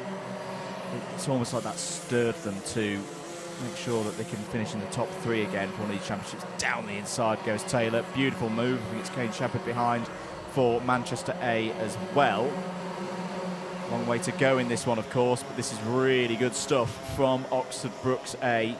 They're in that nice position, aren't they, Reeve? They'll know that there's other teams out there who could beat their current score, but if they just go out and perform like this and get to the front of the field, doesn't matter what the other teams are going to do, they're going to take another BUKC round win. Yes, being in that position allows them to enter each race with a more level head and not quite as much as at stake, and that is going to only benefit them because the stakes aren't as high. The pressure's not weighing on the driver's shoulders there. It only seeks to benefit them. Yeah, it's been a good run for them, fresh off a double round victory at Glannygores a few weeks ago. As we have, can I just point out the number 24 card there? Fantastic suit. Well, who is that? Yeah, you get a shout out. You deserve a shout out for that. Denisenko, Renault-inspired suit there. He's Ukrainian, so it's the colours of Ukraine. Right. Oh, okay. I see. Hello, Denisenko. Either way, still in. a fantastic cause and a brilliant looking suit. Contact warning for Manchester A. So as things stand, UCLA, unless I've missed them getting a telling off from race control, are currently on for a race victory here. This is also where I remind myself to just check whether they're eligible or not for this race. So many little caveats that we need to check. They are eligible for this race. Fantastic. So we believe no penalties and definitely eligible. Brilliant. That's what we like to see. We should be just refer to Clubman. I think, by my calculations, Clubman has already been sorted out that Southampton B are going to be your Clubman winners. Now, I know there was, again, a question over eligibility, so I will just put that one in there. But at least for now, they've got 162 points on the board, and no other Clubman team can beat that. With our other teams who are in the mix for Clubman Championship, because that's the really important question for them this year, is side-by-side go to number 15 and the 21. That's Oxford Brooks D getting past UEA A for 14th place.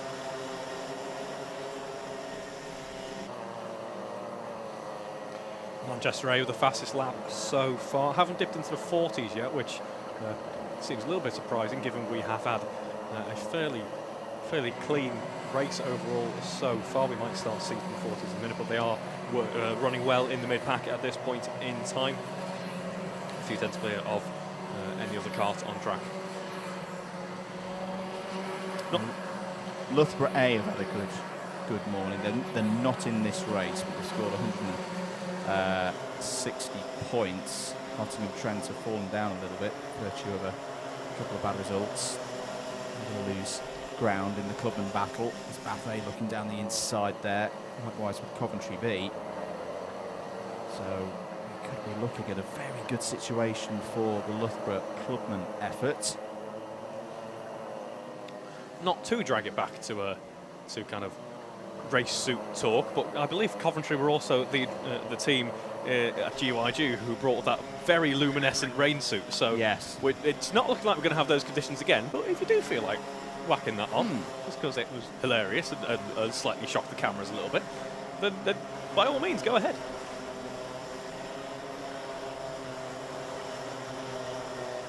As we have side by side, then heading down the pit straight, it's number 67 versus. Apologies, no, that is 37 versus 63. Birmingham Beavers Derby A there. I do really enjoy watching karts side by side heading down the pit straight through that kink. Very brave into that braking zone, into the Billy's blind. Change for the lead on the road. Leads A through. Mechanical flag as well for Reading A. Now, I'm wondering what that might be for. I don't think it's exhaust, because I've not heard any loose exhausts around here, because there's so much of this circuit that's full throttle. You hear a loose exhaust here more than anywhere else. It's purely because of the curves. Well, not just because of the curves, but because you are full throttle for so long. Yeah. The engines really do sing round here. Great track for Rotax powered karts. So just trying to figure out what's happened to Reading A. They may have disappeared into the pits already. We're down in 25th place. Meanwhile, Oxford Brooks A doing the business. Up in 9th place at the moment. Probably their closest rival at present is Exeter A. But yeah, Exeter A up there in 4th place. May just be once again firing their way in for another round win as well. Need to keep an eye on their score. It's going to be close today in the sprint round. Yes, they've quietly had a very good race so far. Cardiff A as well, they're up in 6th spot. That's a useful position. That puts them on 173 also. Edinburgh A, not so much, but to be honest, I think they'll be absolutely delighted with 3 top 10s so far today. We do have a black flag for Loughborough C there. Yes, as you were saying a few races ago, Andrew, it seems to be the upper echelons of the midfield are exactly where you want to be. You want to be kind of that third, fourth, fifth, because owing to all the penalties, it's basically a guaranteed podium at that stage. Yeah. Just looking through for Bath A. Unfortunately for Bath A, they're down in 26th place, so their outside chances are going to be slipping away unless they really get moving and motoring in the remaining 13 minutes. But I'm talking they need to gain like 15 positions on where they are right now to tally up to the mid 170s out of 180. Bump and pass penalty for Nottingham Trent B. It's been a bit of a scrappy morning for Nottingham Trent. Birmingham have got a bump and pass penalty as well, Birmingham A.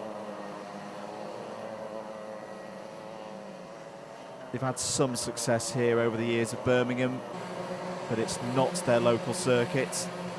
It is a long distance for quite a lot of the teams to travel. We have our first sausage curb penalty of the race, I believe, going to York A. So often a circuit, Reeve, that we see there's southern-based teams doing. Brunel always spring to mind. Maybe not so much this year, but they were usually a team who would run strongly at this circuit. With it being much closer, of course, like Exeter as well. Yep. Whereas you have, like Liverpool, I think, who have had to make a very long journey down. Edinburgh as well, I feel for them. Opposite ends of the country. Yeah, I'd see the Scots are the ones who break the cycle. I think it's because it's so long for them. They almost get a bit delirious. I know Heriot's Watt and UWS have run well here previously, and Strathclyde.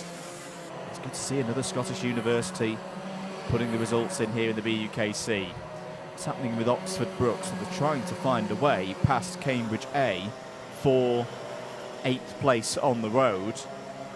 Things have kind of slipped out of their control now. Taylor's going to be down the inside. Good move by Matthew Taylor.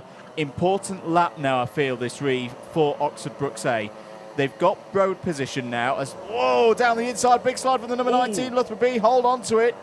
Just about hold on to it. Yeah, very much. Just about.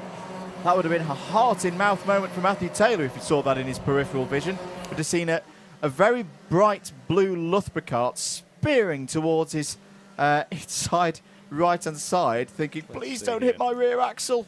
So it's just deep on the brakes, the back end. Good driving from Cambridge A there, just holding out wide and not getting involved in that incident. But this is where Oxford Brookes A really need to go now.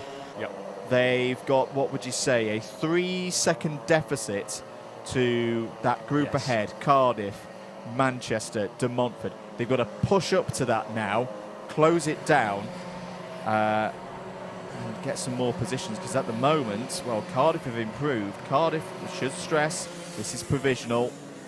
There's quite a few situations with points and ineligibles today that could change matters, but right now, Cardiff, 5th on the road, would finish on 174 out of 180, virtue of a second and a 5th. Exeter, a 2nd and 2/4 would be 173, and they'd be beaten by second place on countback, virtue of Brookes A having a 1st, a 4th and a 5th at the moment. Yeah, Brookes A obviously would like to close up that gap, and I'd suggest that they really do for their race's sake. They do, after we were talking now, ineligible drivers and penalties. They don't have to push it too hard. They don't want to find themselves catching penalties of their own, because they can try and salvage some positions that way. Of course, they'll at least make up 2 positions through penalties in front. Running through, so Leeds are eligible, Exeter are eligible, both Exeters are eligible, I should say. UCL are eligible as well, so that's good news for us counting the points. I'm trying to keep track of that all of those karts are in a points counting position, I should say. Haven't broken into the 40s just yet, like we were saying earlier on, whether that be owing to air temperatures or the drivers after the chaos of earlier on are deciding to play it just a little bit safer. Yep. They want to make sure that they are in JV's good books and that all of their drivers are in one piece for the Enduros later on. We have we have a black flag for Derby this time around. Yep. For ABC Times 2. They seem to be getting a little bit stricter on advantage by contact, and I second that motion. I think because the past couple of races we're starting to see plenty of bumping passes. 8.5 minutes to go then. As there's a yellow flag for a couple of karts having a moment through, and one of the Bath karts is involved there. I think with Derby A, it's coming out of the S's just off of our pictures. Bath B with an advantage by contact as well. Oh, sorry, Reeve. Big move. Manchester A have managed to get themselves past Cardiff A. Now, that puts us back in a situation of 3 teams. Hey, here we go. The point. This is when the points really start getting out of hand. Permutations. So, Cardiff A have just lost 5th place. They've fallen back down to 6th. That is going to tie up everybody on 173 again. Irrespective of BUKC A, that at the moment this is just ending up as a dropped score for them. But because BUKC A have got that race victory, and the other 2 teams, Exeter and Cardiff, do not have a race victory, if they all end up squared on points, Brooks will take the round on count back.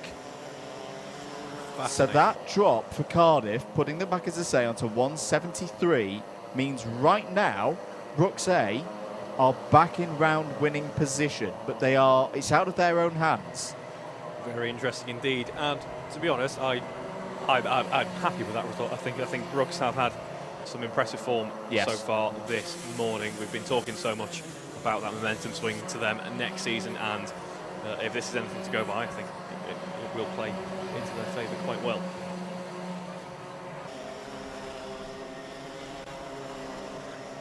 Mention some of the catches we've seen so far this morning have been fantastic. When do you think a kart might be off over the grass into a barrier perhaps? I mean, we saw a 360 in the previous race. That was spectacular. And again, what we just had a few laps ago, as I've seen plenty of karts with the back ends out being caught just at the last moment. Great to see. Contact warning for UClan. So continuing to circulate well there.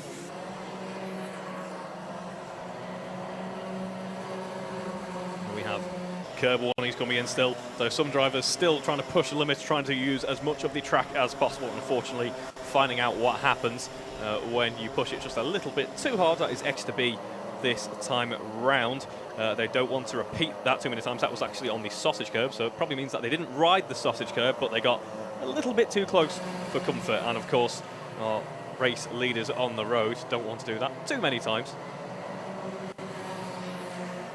No, they do not indeed. Hope you're enjoying the coverage. You're watching live coverage of the final day of the British Universities Karting Championship mains season. Andrew Mather and Reeve Taylor on the microphones for you at the moment. John Ratcliffe also in the paddock with us here today. There has been a change on the road for the lead. It's now Leeds A have started this lap in the lead on the road as well. So Exeter B's position looking a little bit weak. I'm hoping to keep the nose clean from here on out. Of course, Leeds already do have some penalties under the belt. So of course, they're still going to want to try and get the overtake done because any position helps in that scenario. They're not fighting for the lead, but they're still fighting for points.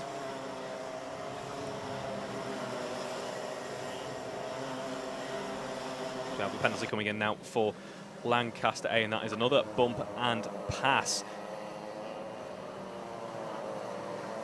I think this track might in some way encourage that type of penalty. It might become a bit more prevalent here just because of how brave and how kind of assertive you have to be in order to get the overtakes done here. You've got the very intensive braking zones, you've got the switchbacks. It's a relatively narrow track, quite an old school circuit in that regard. As such, you're going to try and put a nose in here or there. Of course, these guys are racing and that has a certain mindset, so they're going to try and get a nose in, and that is going to result sometimes in a little bit of contact and maybe an advantage gained as a result of that.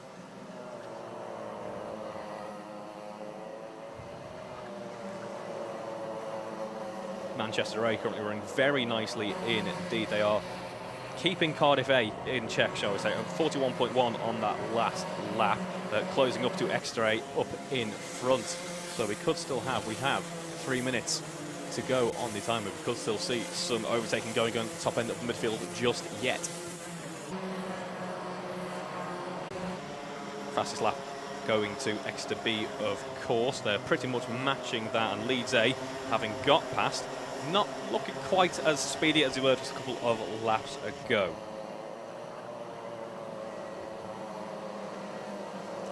Coventry having a great lap on that last lap, gaining 2 positions, and unfortunately for Cambridge A, dropping back 4 positions.